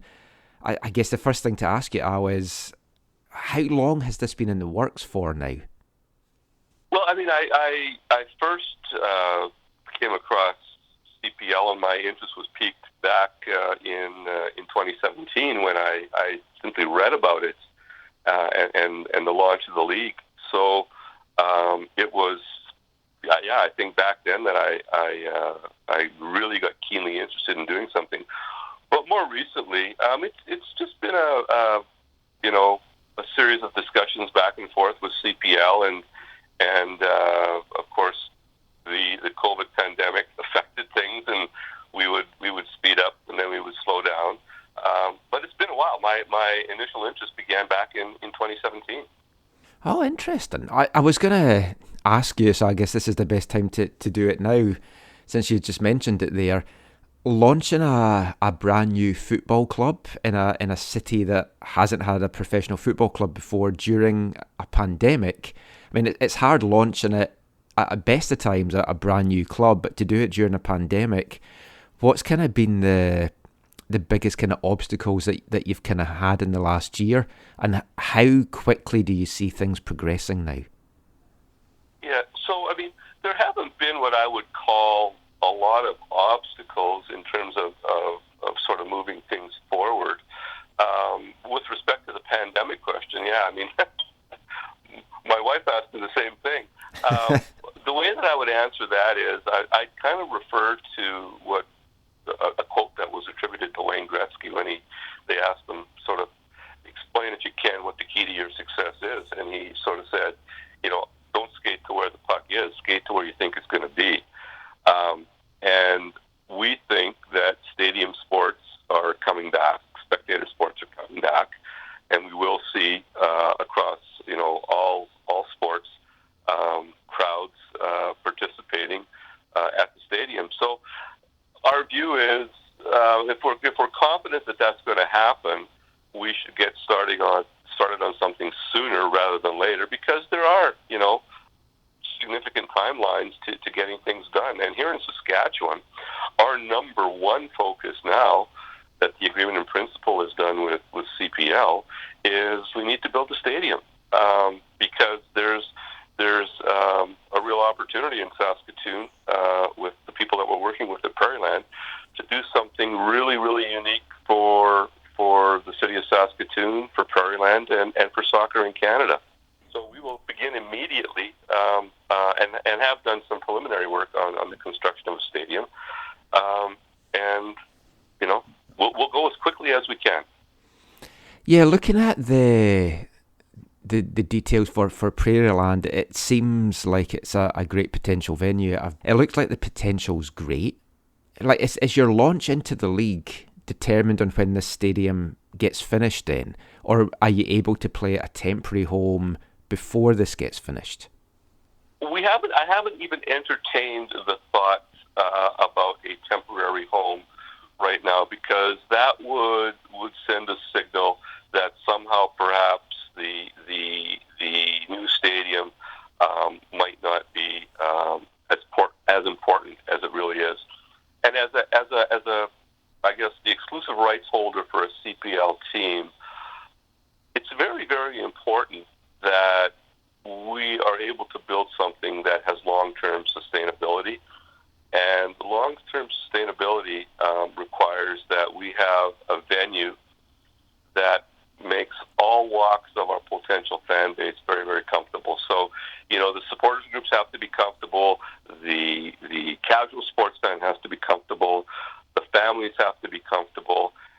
We have to have great food and beverage. We have to have great parking. We have to have a great entertainment venue. So we need to focus our attention, and I need to focus my attention on the development and building of a stadium, because that will drive, sustainable revenue streams, which will in turn make a soccer team sustainable in the long term. Yeah, because ultimately, football is a business. It's like I still have my old-fashioned views of football back in Scotland, where it wasn't all business related, but in modern day football, basically, football clubs have to make a profit, otherwise they're not going to exist for very long. I think when people were talking about expansion into the CPL, Saskatchewan was always right at the top of the list as the province that needed to have it. Saskatoon was always mentioned. Regina was also mentioned as well. The fact that in Saskatoon you're going to be like the main sports team in the city, is that one of the most appealing things about going to Saskatoon? I would like to say that we will be one of the main sporting options in Saskatoon, but right now there's the National League Lacrosse that plays out of Saskatoon, and we've certainly kept on our eye on them because they play out of the SaskTel Center. It's a hockey arena. They play indoor lacrosse, and they average in excess of 12,000 fans a game. Oh wow! For their pro lacrosse. And then we've got the Canadian Elite Basketball League playing out of the same venue, which is doing very well, as well as the junior hockey club, the Saskatoon Blades. So, we will join them as part of the sports landscape in Saskatoon. But Saskatoon has a wonderful foundation of supporter groups and fans and youth soccer and adult soccer that really lend itself nicely. And when combined with the opportunity at Prairieland Park, it just seems like something that really deserves our best efforts to get something off the ground. I guess that's the thing. When people think of Canadian soccer, maybe Saskatchewan as a province is not at the top of the list. I know here in Vancouver we had Brett Levis, who was here for a while and is now in the CPL. Thomas Hassal, the goalkeeper, is coming out of Saskatchewan as well. But I think the recent matches that SK Select had certainly showed that there seems to be an appetite for football in the province, and you'll have done your research on that as well. What is your expectations? I know you maybe don't want to set them too high or too early, but what are you hoping for size of stadium? What do you realistically think you could attract supporter-wise to these matches? Well, when we look at the sports landscape, when I look at the sports landscape in Saskatoon, and again, I'll refer back to the other teams that are operating there at the professional level.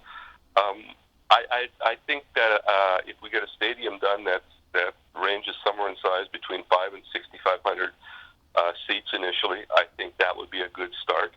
I think that we should be able to attract 4,000 to 5,000 paid patrons, if I can put it that way, a game for a CPL season as it stands now.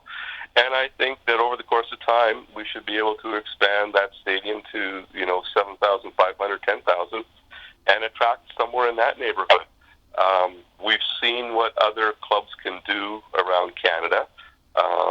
I was out to the second leg of the championship 2019 in Calgary, and the place was packed.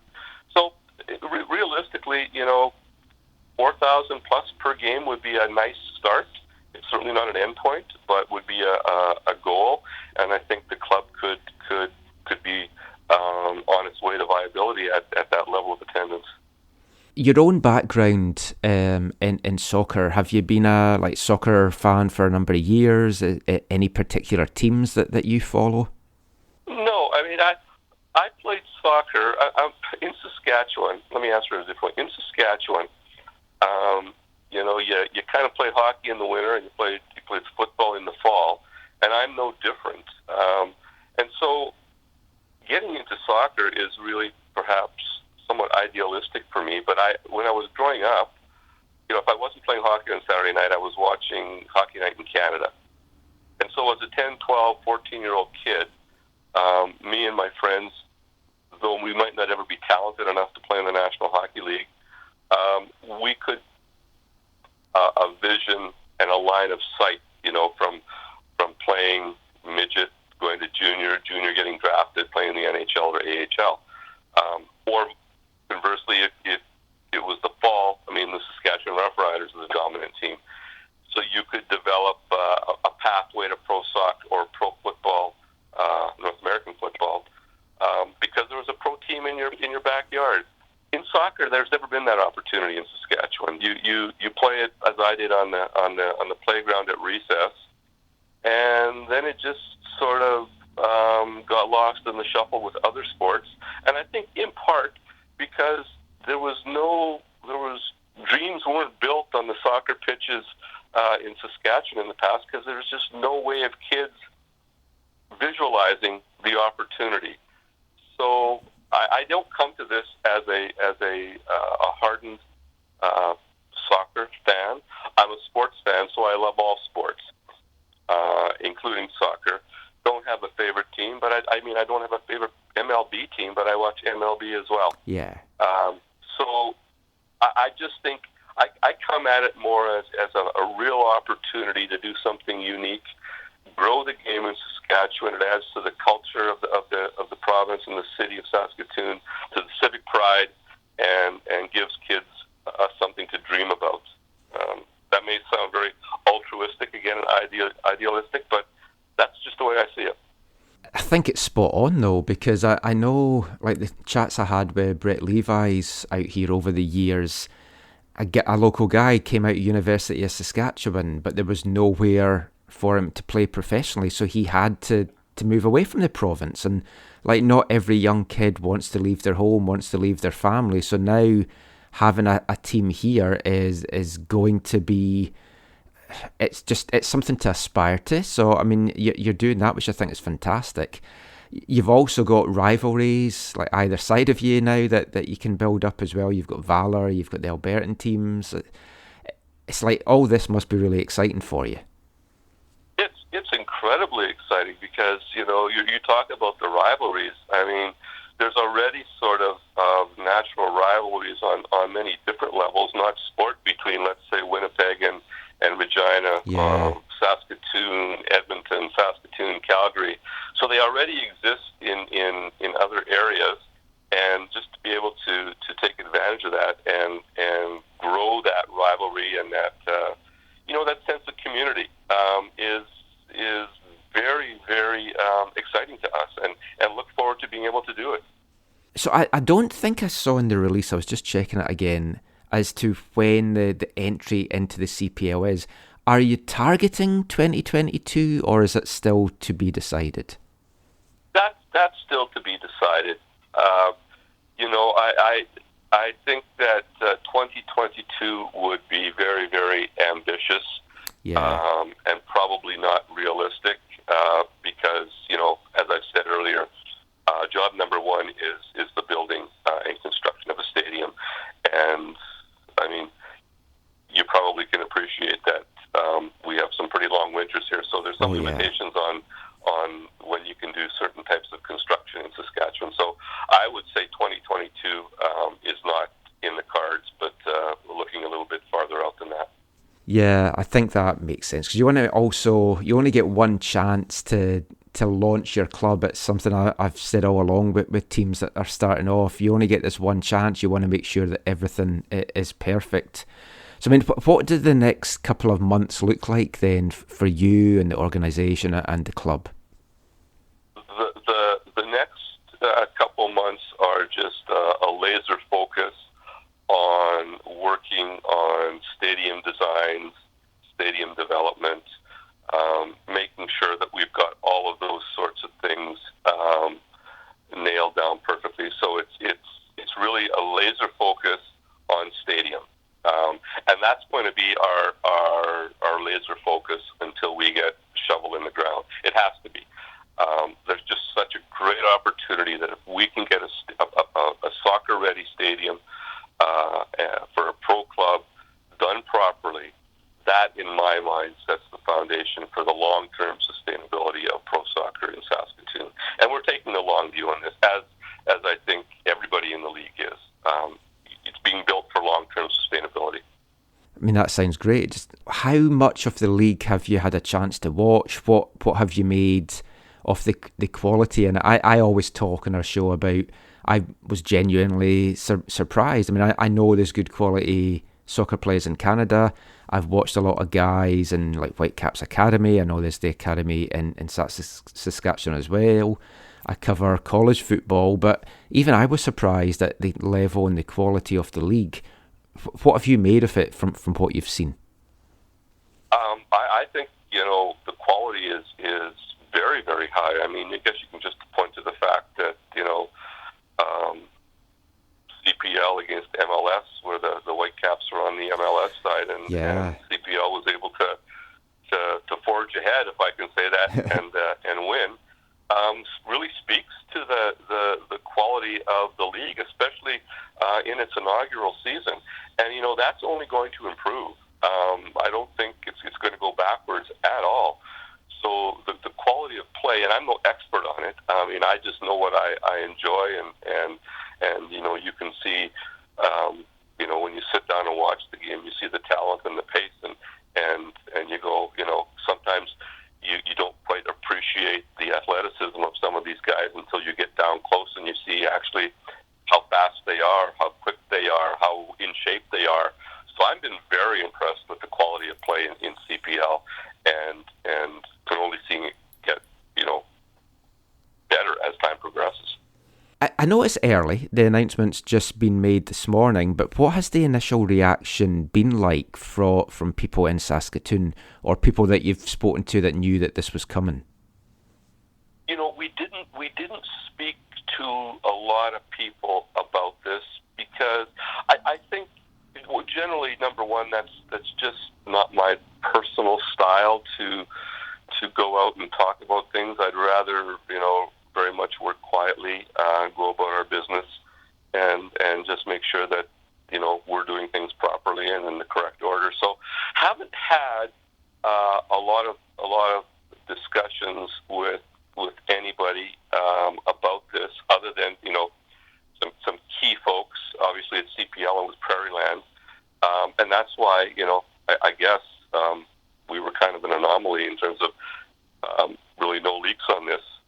Yeah, that's very rare in modern football. So, no, I haven't really spoken at length to what I would call the broader community, but certainly intend to now that it's in the public domain. I mean, there are supporters groups in Saskatoon, Bridge City Firm, the Wheat Pool. Yeah. That we'll reach out to in due course, and hopefully get to meet those groups in person in Saskatoon and just talk a little bit about our plans and the club and so on. But feedback seems to be very well today, going great guns. Yeah, I think it has caught everyone by surprise, because I think the majority of it expected it was probably going to be Quebec, because things had kind of cooled a little bit and all the chatter about Saskatchewan. I'm very excited for it. It's a province I've never been to, so I will definitely make a trip once everything is up and running. Looking forward to it. I got to within an hour of the border when I was at Drumheller, but that was about as close as I got. So I'm looking forward to it. I wish you all the very best. And I know it's a tough time to start to do this, but it's an exciting time too. So it's been delightful speaking to you today, Alan. And yeah, good luck with everything. Thank you very much as well.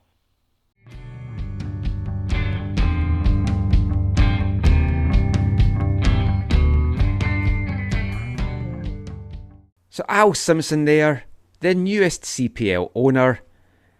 I mean, just your thoughts, guys, on the Saskatchewan expansion. The province, it's always been really high up, and folk have been talking about new teams coming in, the expansion ladder, them and Quebec's been basically right at the top, even ahead of the lower mainland, because obviously there is one team in BC, and there's provinces that don't have any teams right now. But this seemed to come out of nowhere. And the fact that it wasn't leaked at all, I think, was very impressive and showed just how few people maybe knew about it. I was expecting it to be Quebec. I knew there was a bit of online chatter about it being BC. I knew it wasn't BC from things I'd been told, but I thought it was going to be Quebec. Were you surprised that it's Saskatoon? I'm not overly surprised. It makes sense in a way that it kind of connects the prairies and has another. It basically sets up a rivalry for Winnipeg at this point, and I think that's important. And you have like 5 now solid teams in the West, and I do think that they need to. But by the time they come in the 2023, there should be something from Quebec ready to go at that point too. So I think there will be 2 teams. Or there should be definitely 2 teams by then coming in. So yeah, it's just a matter of getting some excitement into the season, getting another team set up, and they can take their time and set up everything properly so it runs smoothly once they're ready to go into 2023. I mean, the thing, Zach, about this is there was some criticism online. Certain sort of detractors were saying this isn't really an announcement of a team, it's just an announcement that someone's got the rights to have a team, and until they see further development they don't believe it. I prefer to go by what the thought on the ground was, and all the soccer people in Saskatchewan were cock-a-hoop about this. They were just delighted about it. And yeah, they're taking their time, they're doing it right. As I said in the interview there, you've only got one chance to make a first impression. Don't rush it. Al talked about the difficulties of building a stadium and getting all this set up with Saskatchewan winters and stuff like that. Looking at 2023, and he's not even ruling out 2024 if he doesn't feel that they're ready. I think it's the right way to do it. I think it's the right decision to go to Saskatchewan. It's maybe not the ownership group, though, that many people were expecting. Joe Belan is a guy that had done a lot of work out there, testing the waters with SK Select, the Summer Soccer Series. Ultimately, I don't think many fans care who the owner is, as long as there's a team there. And the current supporters groups, the Wheatpool and Bridge City Firm, seem delighted by this announcement. But just what's your take on it all? Oh yeah, there's so much to talk about. It's great that we're talking about the Canadian Premier League in these kinds of depths again. Saskatchewan was going to have a Canadian Premier League team sooner rather than later. Am I super surprised that it's ahead of Quebec? A little bit, just because, like you said, there's more sort of smoke around what's going on in Quebec. There's more. It had kind of gone a bit quiet for Saskatchewan, to be honest. Yeah, and well, we'll get to that I think maybe in a moment. But I think the reason why there's no, this was a little bit of surprise, I think, for people is a couple of reasons. One, I think the league maybe is getting a little bit better at realizing that loose lips sink ships, and things are a little bit tighter in terms of both who's being told what information and how much and all that kind of stuff. So I think that plays a role. Number two, there's no trademarks here for people to discover online, or applications for. There's no name. There's none of that stuff to for people with Google alerts or whatever the sleuthing that they do to find those things and then know what's going on. So that wasn't spoiled by that, because there's no name. It's just a rights and a person they're connecting with. In some ways, it reminded me a little bit of, obviously on a totally different scale, but like the announcement that David Beckham's having a team in Miami. Yeah. Now, I don't think this will be that kind of process, but it is very interesting. And you're right, Michael. There are a number of things going on here below the surface. So on the surface, Saskatchewan's getting a Canadian Premier League team. It looks to be in Saskatoon. They have a primary site they want the stadium to be at. The negotiations for all that are underway or started happening this week or whatever, or happening next week. So that's the surface level. The people are excited about. Yeah, and the supporters in Saskatchewan, they are excited. There are some people in Saskatchewan who have been like longtime voyageurs who travel all over the country and all over the world to support the Canadian men's and women's national teams, who are now going to have a local football club in their province to call their own. And I think people in the country are excited because they see how like the Saskatchewan Roughriders are supported there, right? It's a provincial team that people in the province identify with. Just quickly to say about that, I'm glad that at this point anyway there's no Rough Riders involvement, because there's too close knit stuff with CFL. Now obviously they might be saving themselves for Regina down the road, or they could still come involved, because Al Simpson's the only guy so far that's named, and they have said there'll be more investors come on board. But I do like that this is distancing itself from the CFL in that regard. Right. But from a cultural standpoint, you see what the CFL has done in Saskatchewan, and I think that bodes well for the potential of what could happen with the CPL side in the province. And again, like we've talked about a number of times in the past, Saskatoon, long-term for the CPL, you want a team in Saskatoon, you want a team in Regina. That would be a fantastic rivalry. I lived and went to school in Regina for 4 years, and it's a wonderful place with wonderful people. And there's definitely like a natural rivalry, even though they come together over things like the supporting the Rough Riders and getting away from mosquitoes and all that kind of stuff. So again, a lot of that's the surface stuff. The below the surface stuff is, yes, this Al Simpson, who I don't think I've ever heard of before, is an interesting thing. And you bring up the name Joe Beeland, which is also interesting. When I look at this, there's some things that are happening here. My take on this announcement is this is a two-pronged effort by the Canadian Premier League, who's being very, very intentional. And I think it's good that they're being intentional about things. And we can talk about some of those other things maybe later. But with this, they're being very intentional. They are making this announcement now. There's no name, there's no logo, there's no, there's a start date 2 years down the road. They are doing this now. The one offensive that they're fighting is they're trying to get the best possible and quickest probably deal done for the stadium site, which is this Prairie Land site, which has been talked about and discussed, I think, at least a little bit in the past. As being the ideal place. And there was a number of things that came out right after the announcement that I don't know if we're going to get into on today's show, maybe another time. But so this isn't meant to put pressure for that deal to happen on the politicians, to raise public awareness, to raise public support for those who want to see this happen, to help get this deal done. And that's really important. When we've looked at one of the stumbling blocks for places across Canada in finalizing them having a Canadian Premier League team is having an adequate stadium or a place that will partner with them to enable an adequate stadium to be built. And I say that living in a place that has so far lost that struggle. Yeah. Well, I like that it has to be a soccer-specific stadium. Yes. Because it just rules off the laziness of going to go and play out of the university, as an example. Totally. The other thing, I think this is also an offensive move. So it's an offensive move towards developing the Canadian Premier League. I think it's also a defensive move about some of these things we've talked about in the past about Division 2. There have been these, you've reported, you've shared on the show in the past about there are a potential group of teams coming together who want to form a Division 2 in Canada.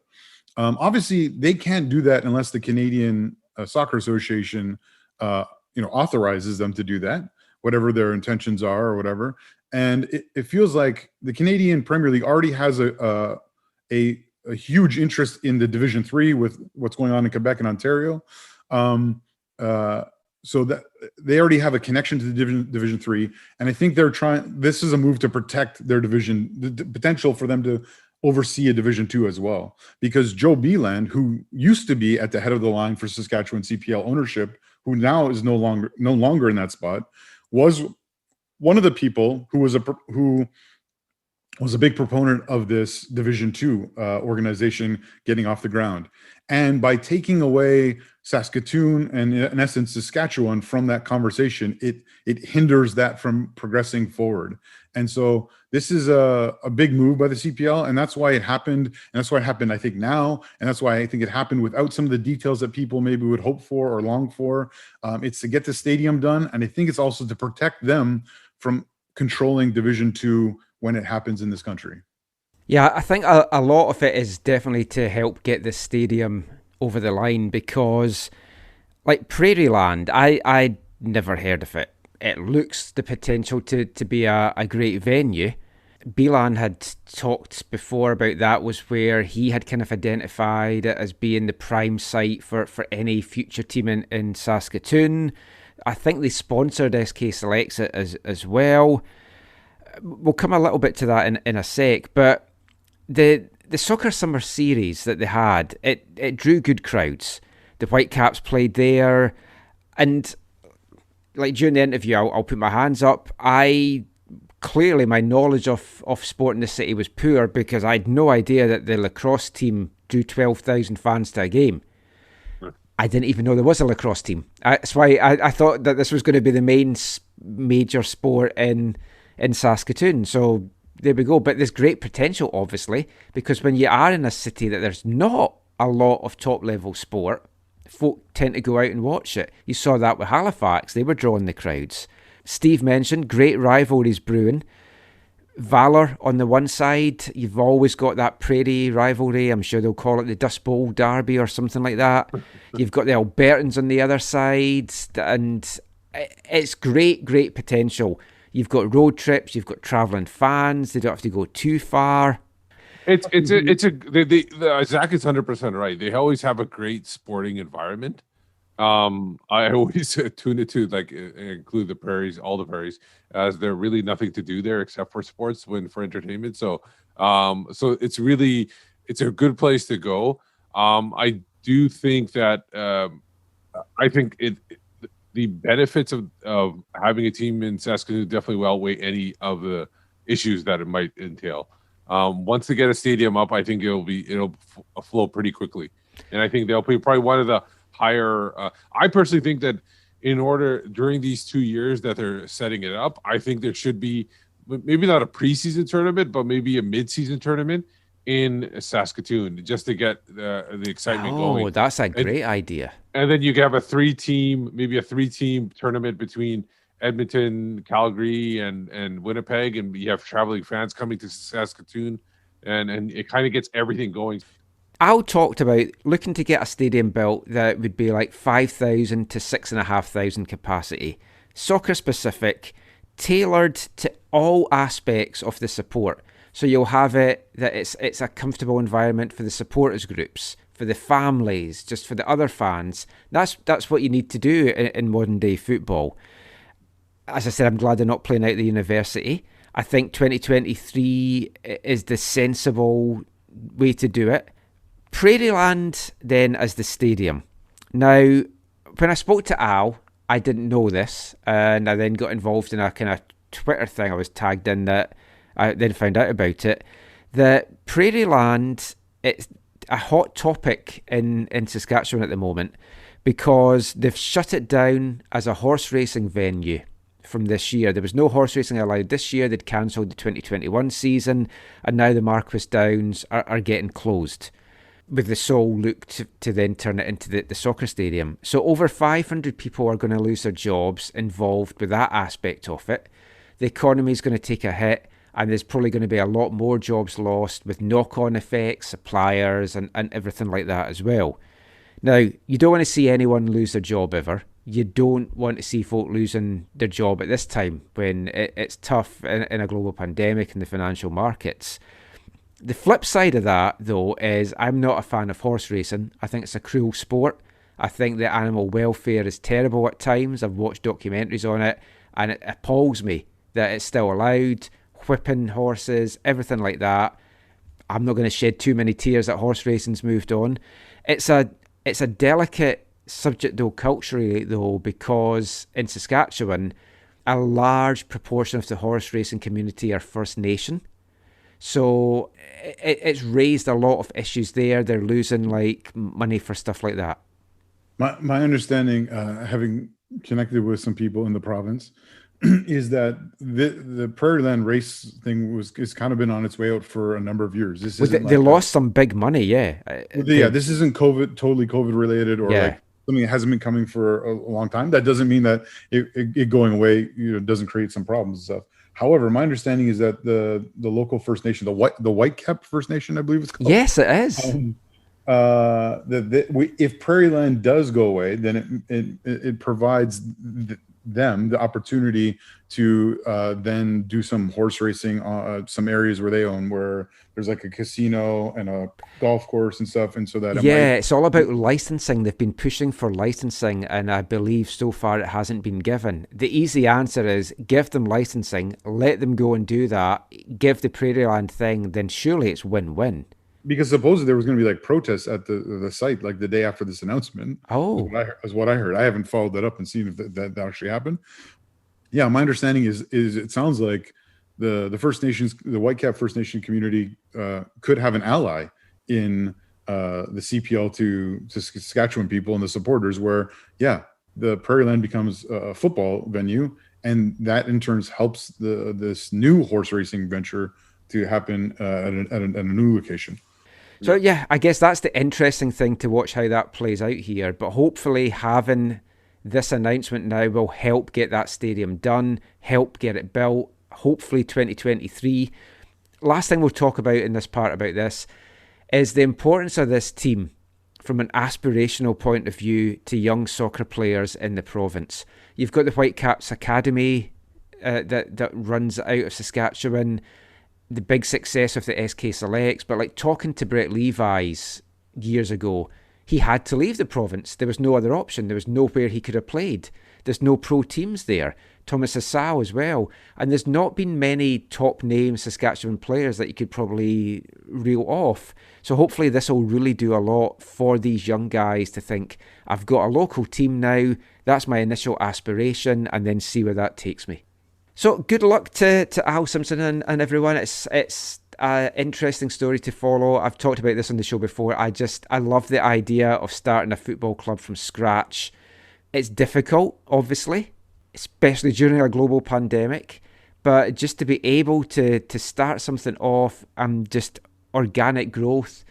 We've seen it here with TSS Rovers. I've loved to be a part of that story. So keep a close eye on that, and I'm sure we'll speak to Al Simpson and some more guys from Saskatchewan down the line.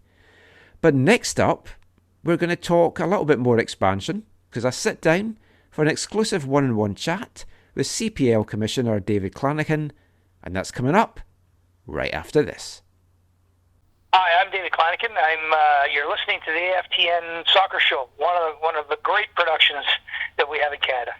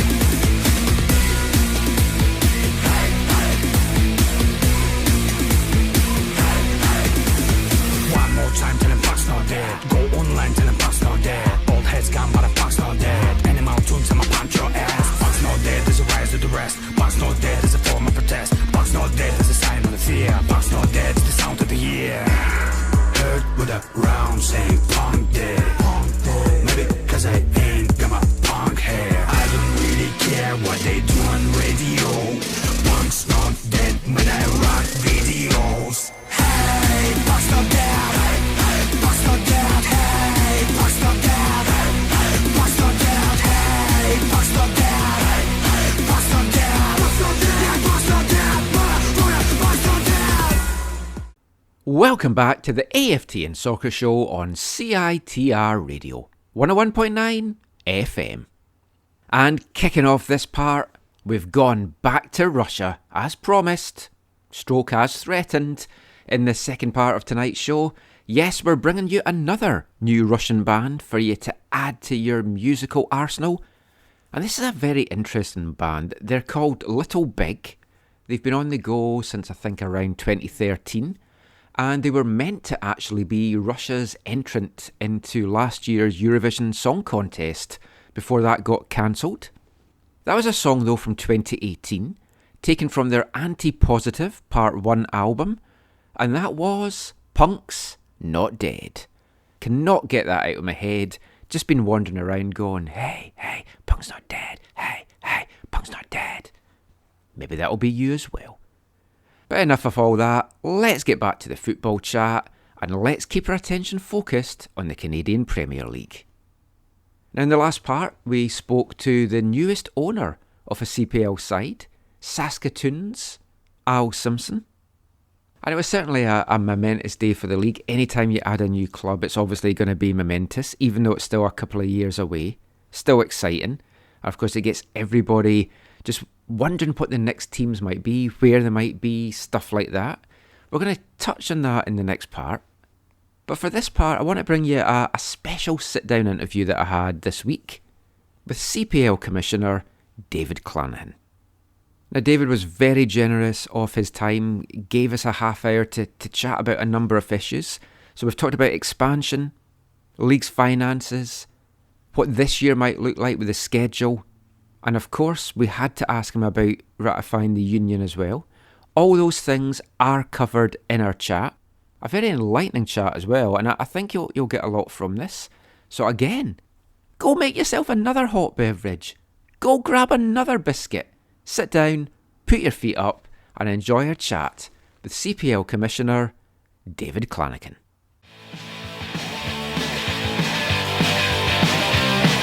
So thank you so much for joining us today, David. An exciting day for the league, the announcement of a new team coming to Saskatchewan. Yes, we're very pleased. As I think we've spoken about it before, and I've been very open that it's one thing to be a coast to coast and call in a Canadian league and be the top tier men's professional football league in Canada.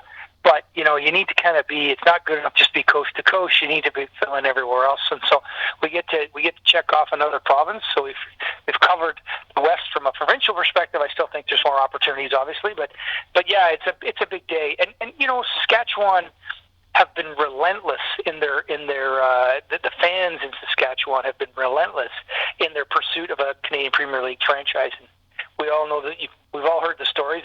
They've been in my office, showed up with their colors and their flags and everything else in my office in Toronto saying, we want to talk to the commissioner, demanding a club, right?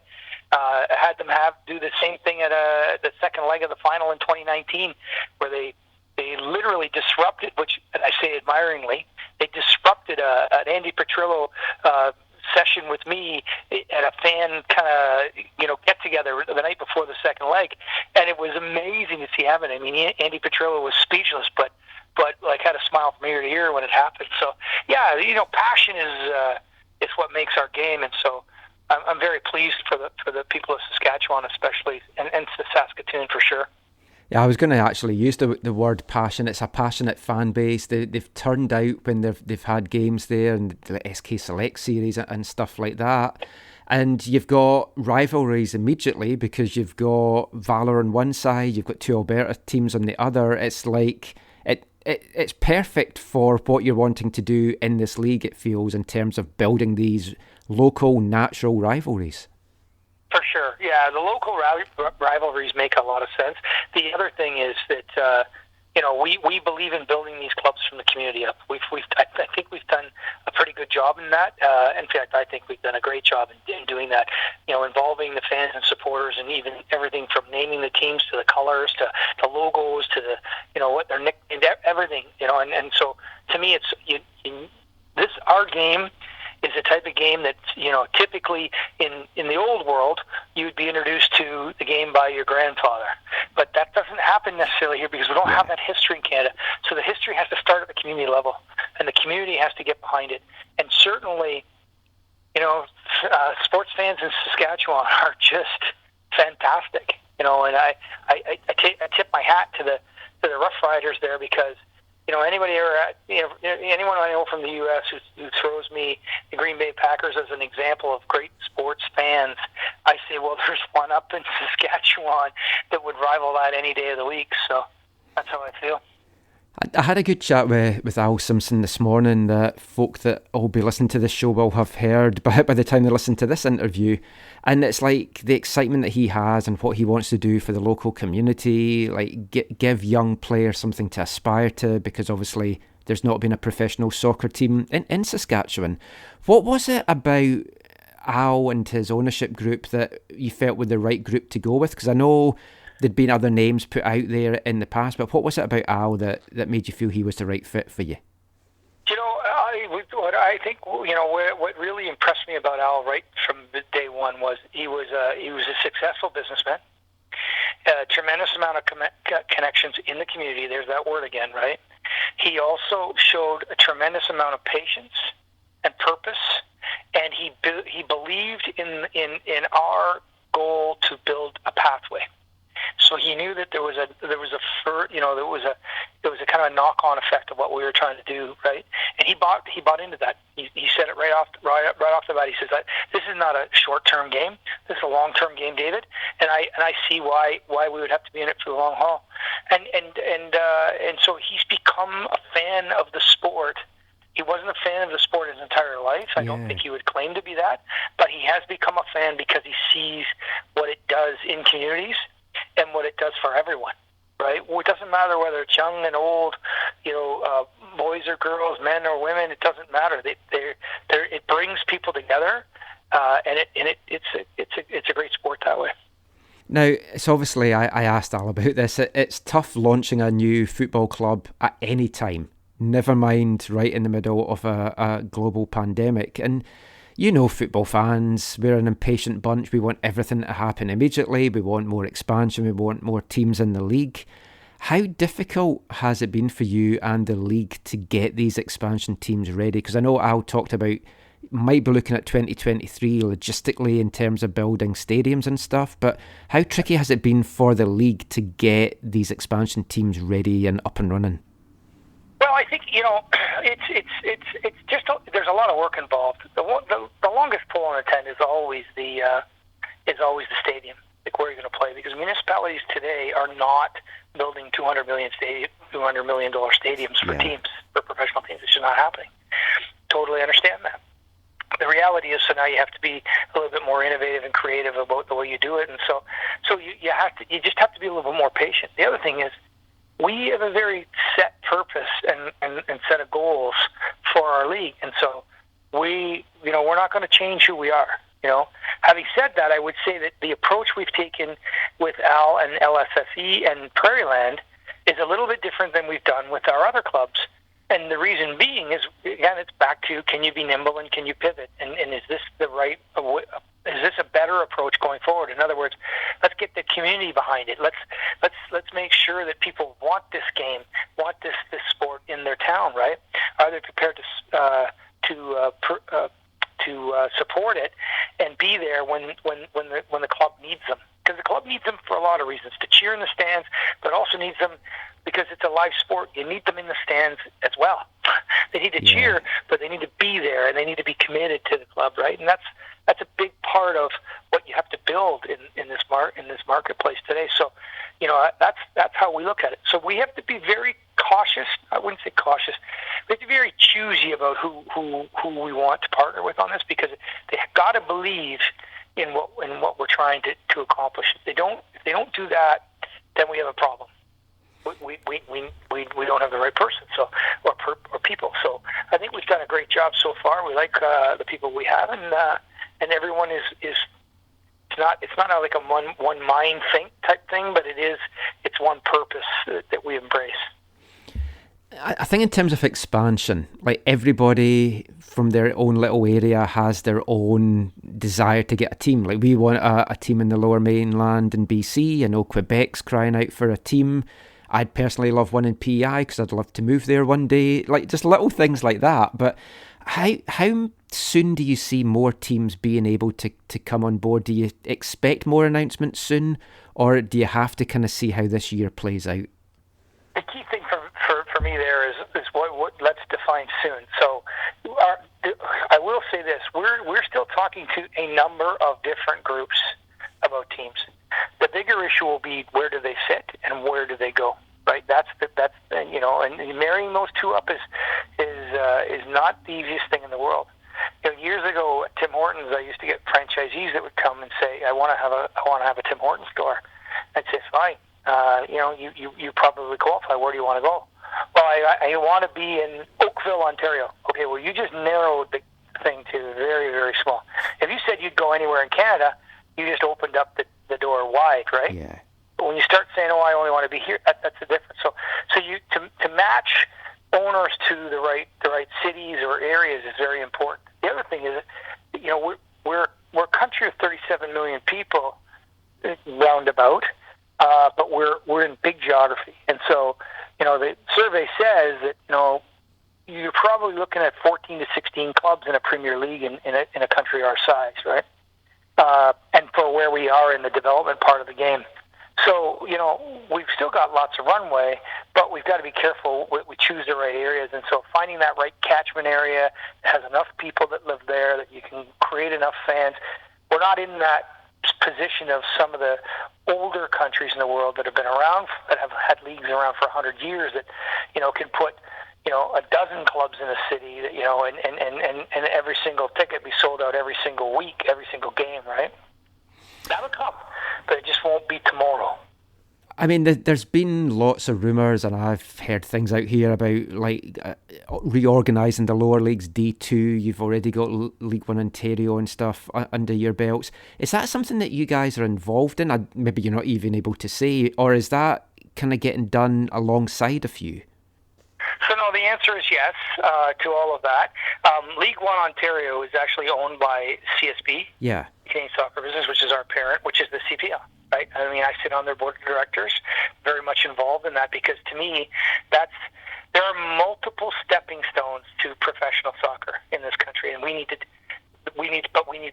there's not enough multiple stones. Let's call it that way. If I could say it that way, it's terrible to say it that way. But point is, we need more, and so we need to build a very strong pathway through. So League One Ontario is phenomenal. I mean, we have circa 60 players in the CPL today that are Canadian players that plied their trade in League One Ontario before they went on to play either somewhere else before coming to us or straight into the CPL. So that's a double thumbs up. I will say to you that League One Ontario this year is growing by 5 men's clubs and 3 women's clubs. Yeah. So here we are with 20 men's clubs in League One Ontario, and I'm going to say 15 women's clubs. If I got that math wrong, I apologize, but that's where we're at. So here we're seeing great growth there. And why are we seeing that? We're seeing that because all of a sudden you've got this shining light in the sky called the CPL, where now more and more players want to play, right? They want to play, and they want to play further on. They're not leaving the sport at 15 or 16. They're staying at it because they know there's an opportunity. That, and yet in youth sports and things like that. So, you know, we're getting, you know, the phones ringing from across the country saying, "Hey, we love your model. We're kind of students of it in Ontario. Would you talk to us about, you know, what that could look like in our province?" And I won't say much more than that, but that to me is just as important, because you're building that foundation that that brings the talent along before they leave the game. Because we know this, 15 and 16-year-olds, before you know it, school becomes very important. You know, the boyfriends, girlfriends become the issue. Jobs, part-time jobs become an issue. I want to go to college or university. I got to buckle down on my school. And all of a sudden, sometimes it's the sport that gets pushed aside, right? So we need to, especially if there's not really, I don't really know where I'm going. I can't really go anywhere if I'm not going to get a scholarship or whatever, right? So it's important that we give them something to keep their eye on and move forward. Absolutely. Now, financially, obviously, it's been a tough year for everyone, but in terms of football and sport, it's been financially crippling. Island Games, I loved. I thought it was a great spectacle.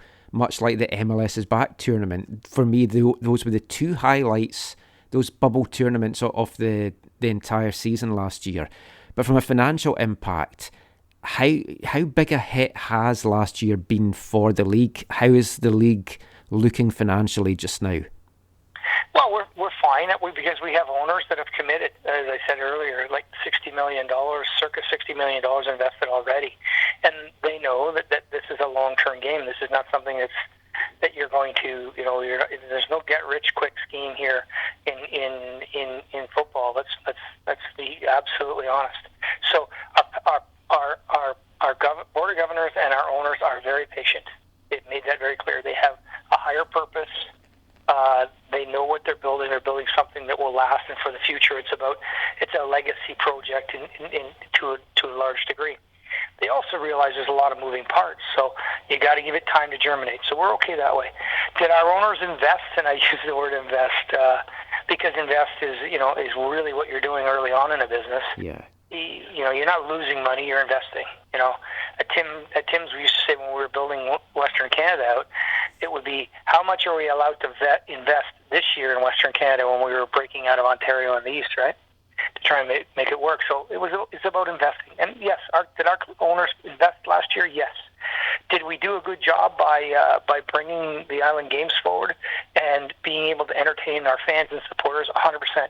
You're making deposits for the future, Michael, right? Like at the end of the day, that's what you're really trying to do. Oh yeah. You're making those deposits, and so I would say that for everything that we did last year at the Island Games, I think we made huge deposits with a number of people. We showed sponsors and partners that we could do things and be innovative and creative, right? We showed our fans and supporters that we cared about them, that it was important that they got to see the game they loved, even if they couldn't be in the stands, and we engaged with them, and that was important. Those are key things that carries over, right? And I think so that comes back and it pays its way forward down the road. You just don't see it in the short term. But that's okay. We talk about that all the time. We understand it. I think anyone in sport, without people in the seats, your revenue source is literally cut off. Because your two biggest sources of revenue, truthfully, especially in startup leagues, are sponsors and partners, right? Including media, right? But also the fans, it's bums and seats, right? And without one, you don't get the other. So in other words, if you don't have the fans and the support, then you don't get the other guys, because the other guys are doing it because of the fans and the support, right? Yeah. So it's a symbiotic relationship with them.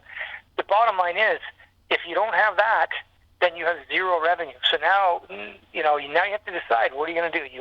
You can go and stand in the corner and cry, curl up in a ball, or you can come out swinging and say, we're going to do something different here. And I think that's what we did. I think we did that very well in Prince Edward Island.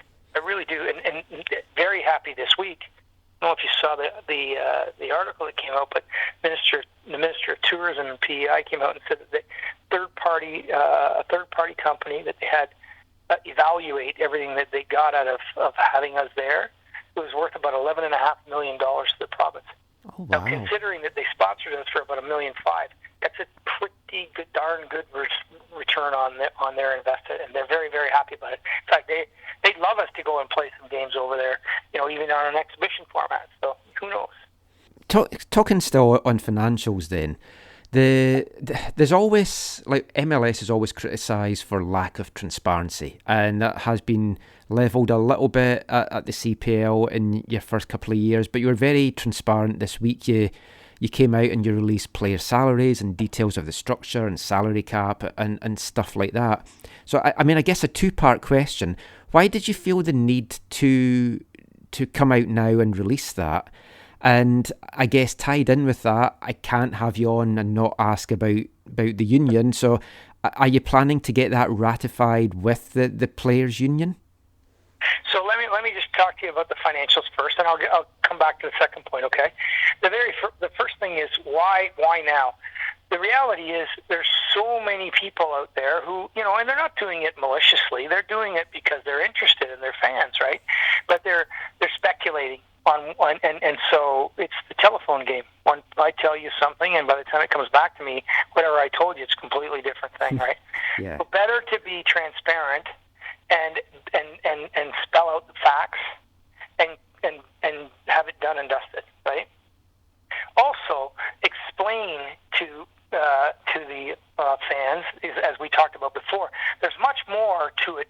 When I talk about how things work in the league and how much is spent on clubs, I think a lot of people sometimes believe that, these owners must be making off like bandits, right? They're taking bags of cash out of that stadium every time we go there. It's not the case. In a new league, you can spend as much as 70+% of your total revenue or sales, as we refer to it in North America, just on players and coaching and technical staff. Just on their total compensation. So that math doesn't work, but it doesn't. But that's not the point. The point is you still have to invest. It's an investment game. So even the players, our players understand that. Our players have been very, very good about that. They get it. They understand that. I make no bones about it. Listen, at the end of the day, there are Canadian players playing in our league. Remember, each team, they're on the roster of 23. At least minimum of those 23 players, 16 of them have to be Canadian. Yeah. There is a ton of Canadian players playing professional soccer in this country today that wouldn't have been playing before 2019. Yeah. So, it's just, as I look at it, we're starting off.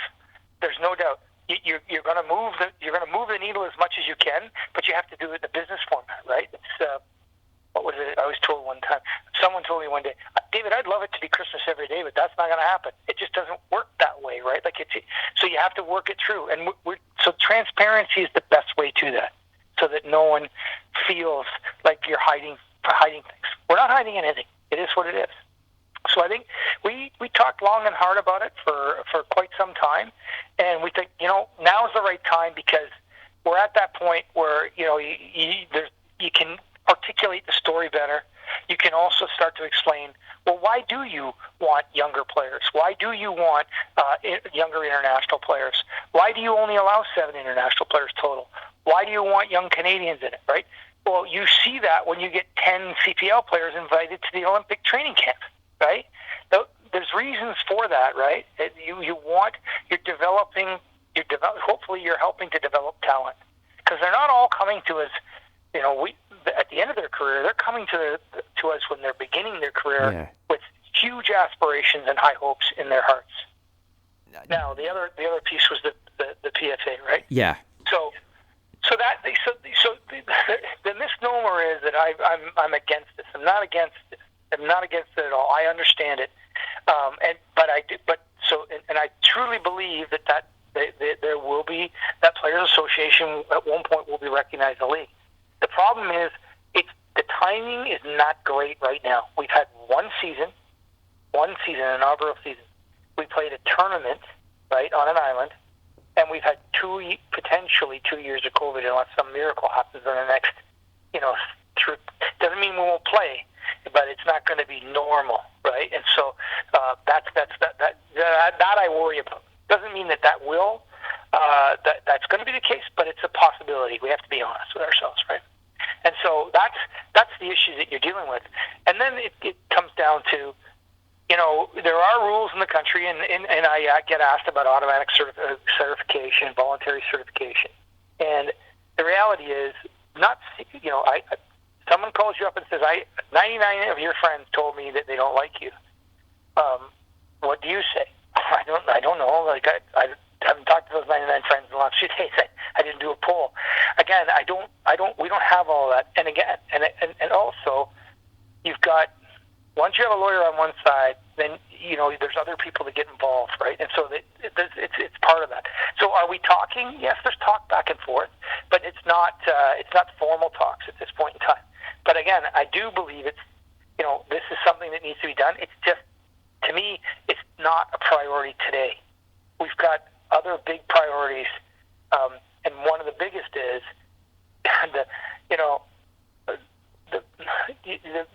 the biggest thing we need to all understand is, to be in business, you have to stay in business. Yeah. And so that's the important part. And everyone in this country that is involved in a business or works in a business today understands it's so important that To be in business, you have to stay in business, and those words to me are like, guys, like, this is important that we do this right. No one is taking a bunch out of this. Everyone is putting back in, and believe me, though, I recognize our players are doing a phenomenal job, heart and soul into it. I mean, I get people from around the globe saying, by the way, caught some of your games, great talent, really good football, fast, good skills, very entertaining. You can't have more, in my opinion, you can't have a better report card than that. So I know our players are doing their job. We need to do the same job and keep bringing forward all the innovation, the creativity, be nimble, react, move forward. Those are the things that they should expect from us. And at the same time, we'll work together and we'll get to that right spot they're looking for. Fantastic. And that brings me nicely to my last question. This season, sure. It's obviously so much is up in the air. I mean, you've got the Canadian MLS teams that can't even play in Canada just now, but that's because teams are having to cross the border. CPL, you've got the luxury that it's all Canadian teams, but you've still got all the provincial travel restrictions. I know the local amateur leagues here in BC can't play just now, and there's training rules and stuff like that. When do you hope to bring out at least a provisional schedule, and are you looking at a normal-ish season where it's like home and away games? Yeah. Well, our season, we want to play 28 games. That's our season. We've got schedules built on 28 games at this point in time. Okay. The problem we have is because we don't have, and again, being respectful of people, we're not going to try and hoodwink anybody here. Like, at the end of the day, this is all boils down to three things. Our governments, so that's regional, municipal, provincial, and federal, right?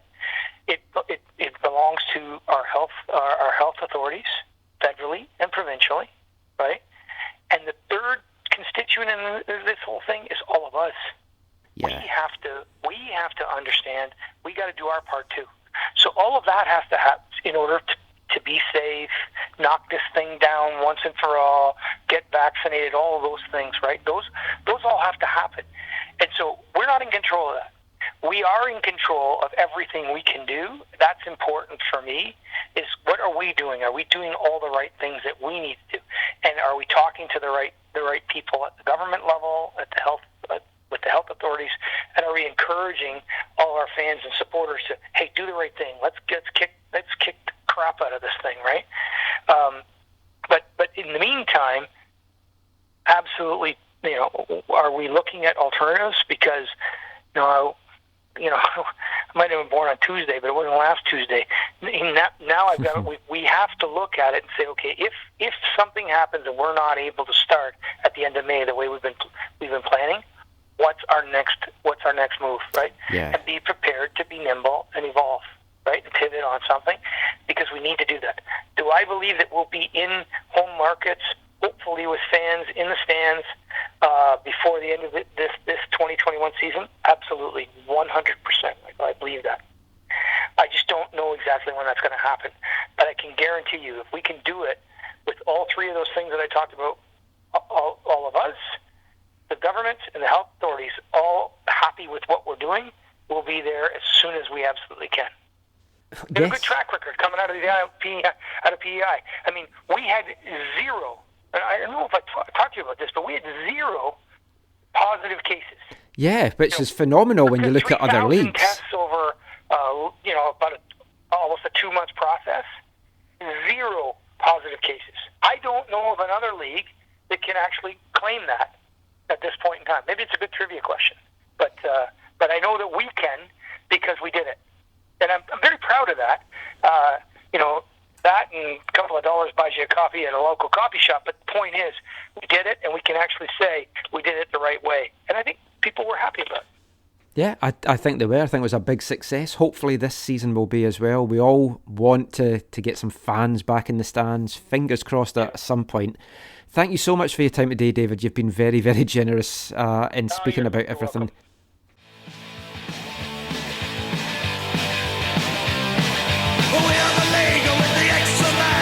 We are the league, we are the empty man.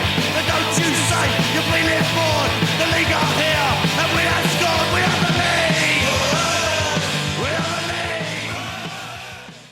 Some fantastic stuff from David Clanachan there. Hope you enjoyed that chat. Not every day you get to have that much time with the commissioner of a football league. And we'll unpack some of the big talking points from that chat after this. Hi, I'm Alphonso Davies, and you're listening to the AFTN Soccer Show.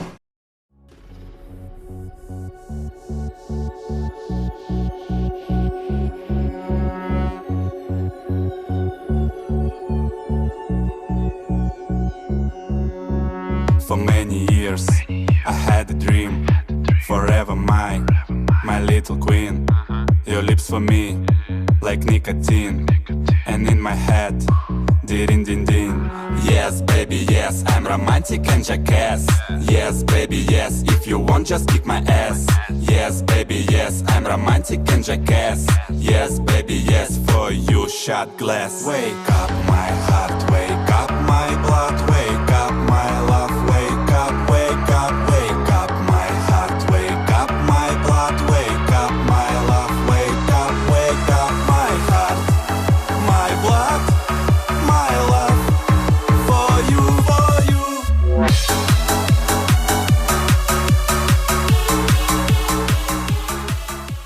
Welcome back to the final part of this week's AFTN Soccer Show on CITR Radio 101.9 FM.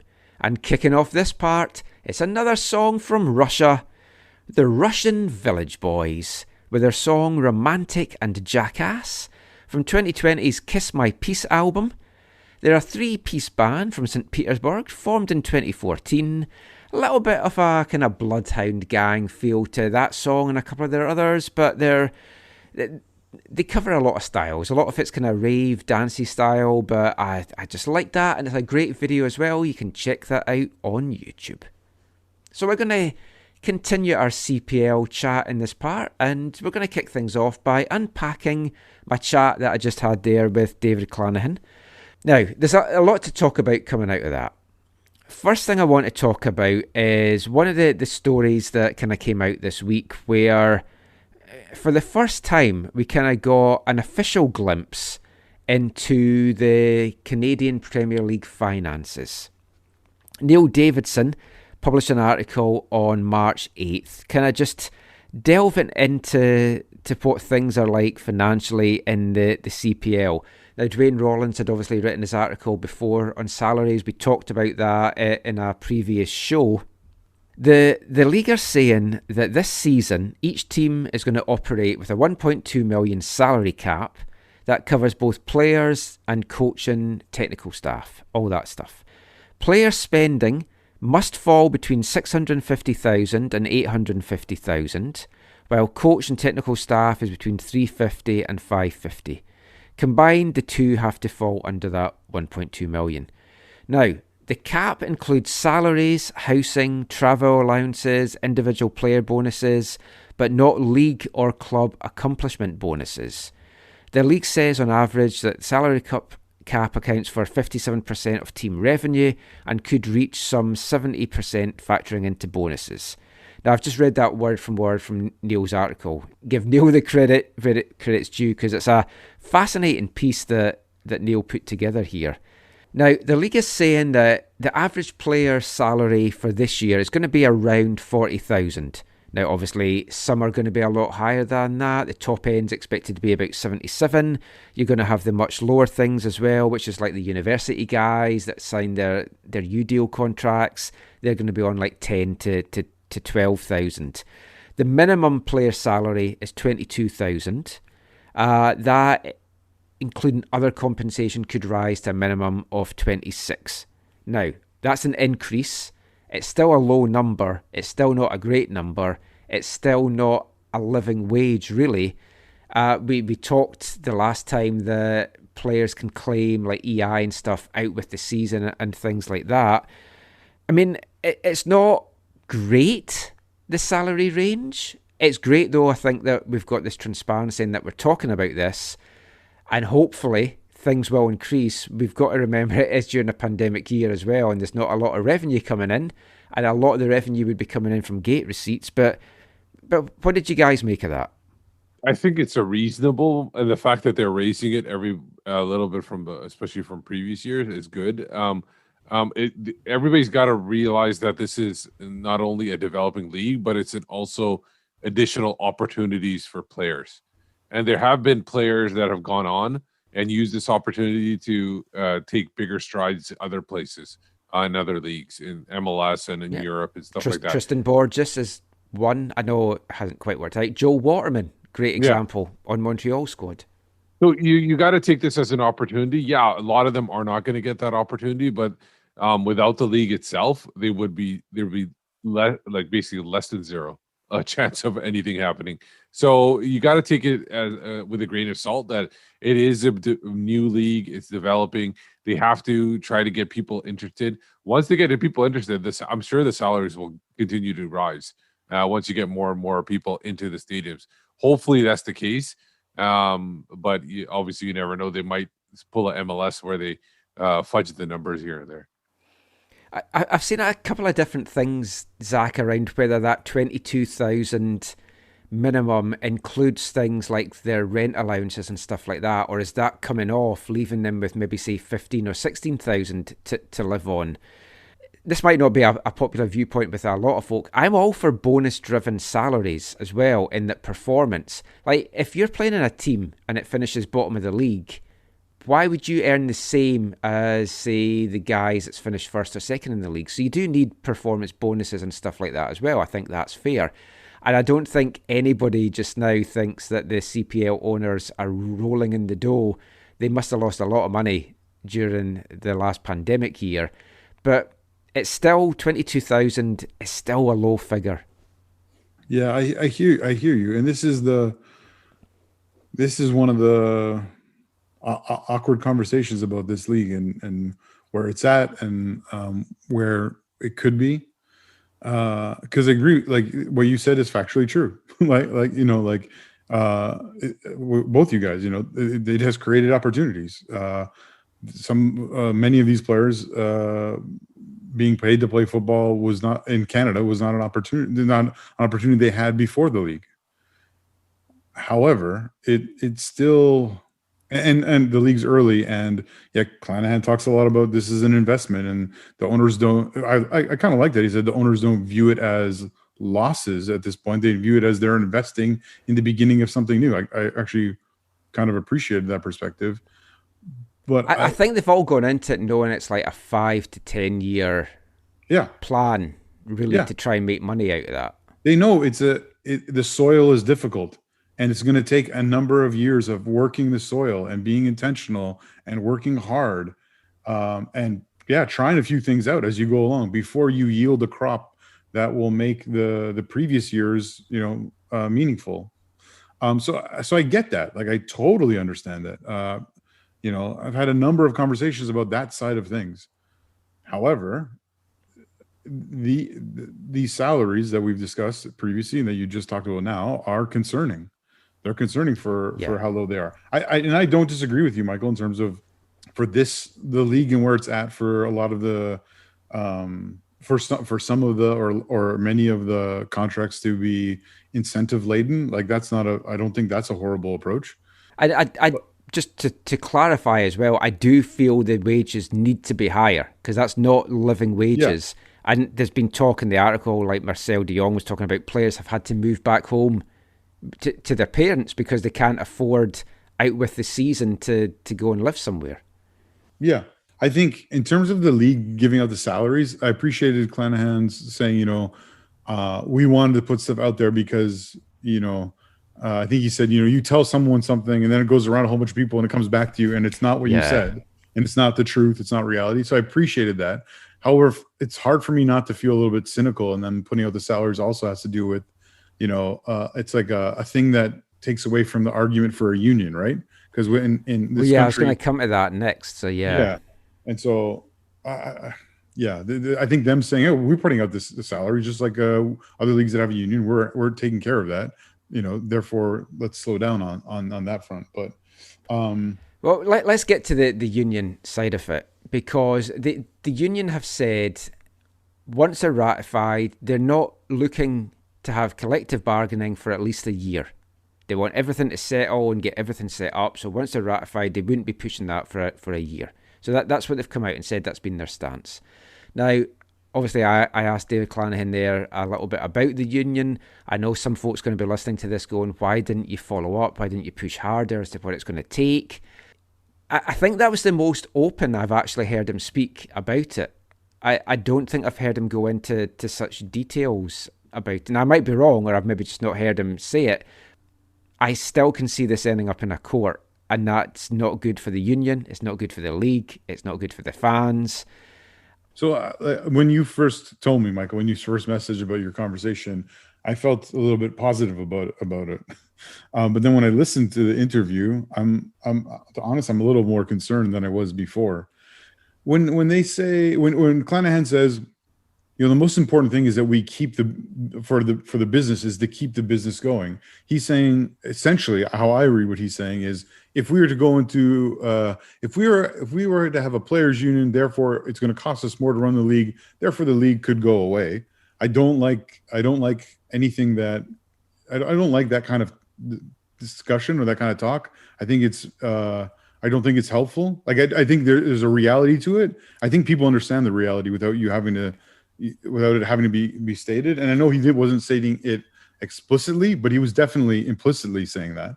Also, to say that your primary workers at the beginning of a business, your primary workers don't need the ability to collectively bargain and all that's involved with that until later down the road, doesn't really speak highly of how you think of them and their role in what you're doing. Now, it was nice of him to say things like, I understand I'm viewed as someone who's maybe not for the union, but let me tell you otherwise. I'm not. He said, I'm not against it, but he didn't say he was for it, right? Of course. But yeah, there was just a few things that were just concerning. The pandemic too. The pandemic. Everyone knows that this is hurting the owners. How much do you think it's hurting the players, right? Like, if it's hurting people who have a lot of money, think about the dude who made 10 grand last year or whatever, right? Like, yeah, how much is it hurting them? The one thing I will say, and I want the players to have a union eventually. I do want that. But the fact that he said he's not against it is probably the closest you're going to get to somebody saying they're for a union. Because I don't think you're going to get anything so pro-union from somebody who's trying to make money. Yeah, but when you say I'm not against you, Steve, that doesn't mean I'm for you. You know what I mean? That's fine, but you in those kind of business dealings, that's the closest you're going to get to a positive reaction to something like that. I know. For me, it's not good enough, I guess. From the seat I'm sitting in right now and the way I'm looking at it right now, I don't think it's good enough. I mean, ultimately, we all want the union ratified, and we want it ratified as soon as possible, and we want them to have a good relationship. I do totally understand the business side of it, though, as well, because without fans coming in, if this is another year without fans coming in, although he is hopeful that by the end of this year, fans will be in the stands, I don't know.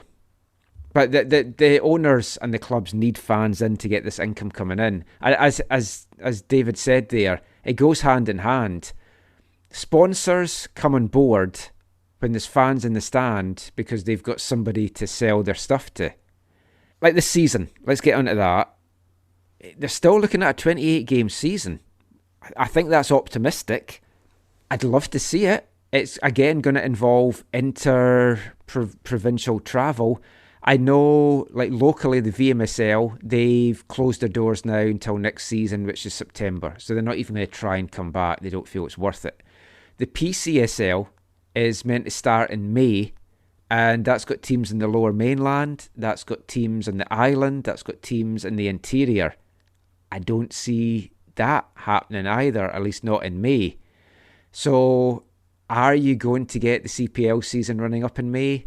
It's professional elite sport, so maybe if they're chartering in and out, but then that's a lot more expense for the owners. I wouldn't be surprised to see a slight delay, maybe kicking things off with a tournament, maybe, as Steve says, take it to Saskatchewan, like do something at the university there, or go back to PEI. I mean, David talked there about the money that PEI got out of that. It's like phenomenal. That's crazy. I mean, what do you think is going to happen with this season? I don't think it's going to start Victoria Day. No, I agree with that. I think they will try to push it as much as possible. It's good that they're shooting for Victoria Day, but if it doesn't happen, I'm not concerned. They can easily squeeze in 28 games over if they need to start a little bit later. I'm not too concerned at this moment. In our own province, the projection is, there's been small concessions in terms of what people can do even this weekend. I'm a little concerned that after spring break there'll be a bit of a spike here in BC, and that might bring things back down to where they've been more recently. But I think it's a bit of a fool's game to try and predict where things will be in May. I mean, if you think about this, think about this past year, right? Only you were right, Michael, in saying that life won't be normal until 2022. I wish I was not correct.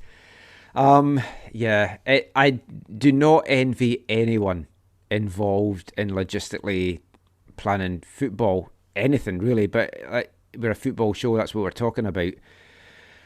Obviously it's going to have a knock-on effect with things like expansion as well, because you're not going to see a team this year, you're probably not going to see a team coming in 2022. I'd be very surprised if they did, because you want to give it time to build up. What happened with Ottawa last year was too rushed. Maybe some team will come in and big money and try and get something up in 2022. I just don't see it. I think they're going to want even numbers and they'll be targeting 2023. But let's just round this bit off by talking about expansion. Now, we touched on it in part 3, so we won't go too much into it. The dream is obviously if every province or every main province had a team. I'd love one, say in New Brunswick, PEI, Newfoundland. The dream is to get one in every one, and then 2 in every one. We've got 2 already in Alberta, got a couple in Ontario. There's been always talk there's going to be 2 Quebec teams coming in, and we desperately need one here in the Lower Mainland, and there'd been murmurs of like German club involvement and stuff like that. That German club involvement, that's just one article that talked about that, right? There's been nothing else. It was the first of me hearing anything about it. Not that I hear everything, but it's like I would have thought something big like that. Something that I got back to me from all the people I know involved in the local soccer community. But the interesting thing that David Clanachan said there, and he tied it in with like Tim Hortons. I know folk are going to have listened to that and probably roll their eyes, but I think it was a good analogy. So in footballing terms, if somebody came in and said, yeah, I've got the money, but I only want to have this team in Ontario, what is the big benefit to the league of doing that in terms of growing the league? So he talked about matching owners' interests to where they can go. So it could be that somebody says, I've got the money, I want a team, I don't care where it is, and they say, here you go, here's Quebec. I'm not against that. They might not have local connections and stuff like that, and obviously I would prefer local connections. I'd love a BC person to own the BC team. At this point, any team set up by anyone, I would be snapping their hands off for. Yeah, I agree with that. It would. You're right. It would be great to have a local connection, but you can't always have that. And there have been plenty of owners that have come from other territories in the U.S. and in Canada that have set up shop and they've become part of the community.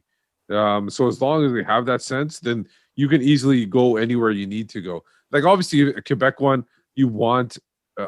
I know it's probably cliche, but in order to get excitement, you want somebody like a French like a French owner. Yeah, that would be one of the former national team players involved, like Patrice Bernier, somebody like that. Yeah, and I said it before, like if you're going to set up a team in the Lower Mainland in the Fraser Valley, you have a pretty big star in Germany who has some local ties to here. You bring him in as a part owner. He currently wears red. Zach knows that. But you bring that kind of connection. It doesn't have to be the primary owner. It could always be the secondary owner that has that primary connection. Yeah. That is the voice of the team in the local communities. You don't have to have the top guy be that guy. Obviously, the Whitecaps know that the top guy doesn't have that voice in here in Vancouver. So, wait, Steve, you're suggesting that Alphonso Davies should own a Canadian Premier League team in? I think he should. Eventually, especially if it's a German contingent, why not bring Alphonso Davies in there to be the face of the franchise? Why wouldn't he? And for him, The why wouldn't publicity he? you'd get would be Yeah, amazing. why wouldn't he invest in a team? Like I would if I was like for future reference. Like, Would he want to invest in one in BC or in Edmonton? yeah, but he's got potential in-laws here down the road. You need the right owners in the right situation. You need, I agree with you. There needs to be some kind of local connection, and there needs to be. I think you need to have an owner who wants to be, even if they're not from the community, be in the community, be a part of the community. I think that's all valid. So yeah, I think with BC, Lower Mainland, Fraser Valley, like you want, if not a local owner, you want some people highly involved who are connected to the communities that the club's going to be in. I mean, at this point, like how many years has it been? I think it's been like 4 years. It's been almost 4 years since I've been having meaningful conversations with people with meaningful intentions. And in one sense, I'm sad that nothing's come to fruition. However, I think that I don't know, maybe it's my stage of life or whatever. I'm beginning to be okay with being patient and it's actually paid off if you think about it, because this is the year that this team would potentially have launched in BC. Yeah. And look at what a disaster that could have ended up being.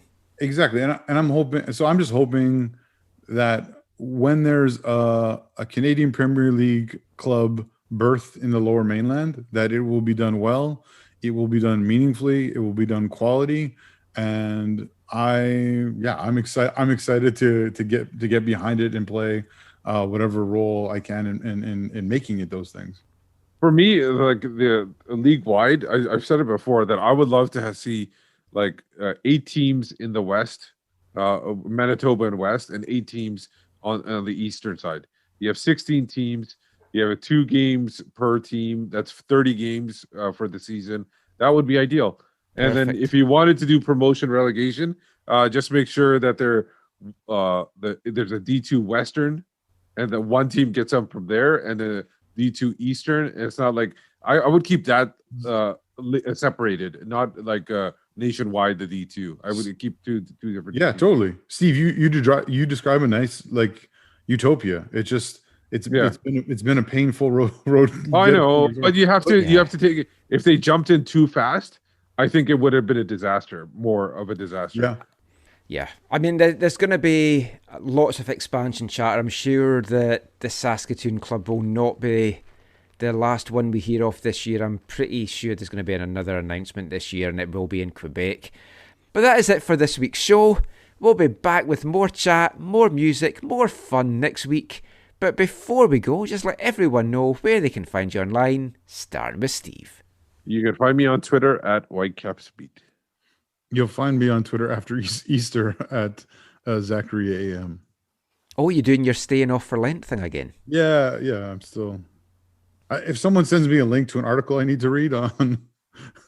on button football or something like that. I deleted the app from my phone, and I'm not going on from there. I'm Michael McCaw. You can find me on Twitter at AFTN Canada. Read our stuff away from the numbers, aftn.ca. We're also on Instagram at AFTN Soccer. And you probably want to follow us on YouTube as well, youtube.com/AFTN Canada. But until next time, thanks for listening. Take care, and on the plains of Saskatchewan.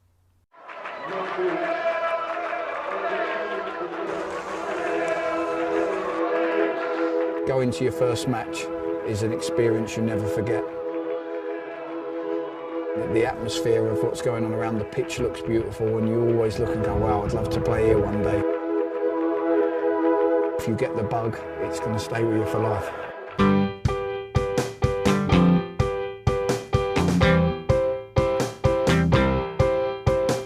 10 minutes left.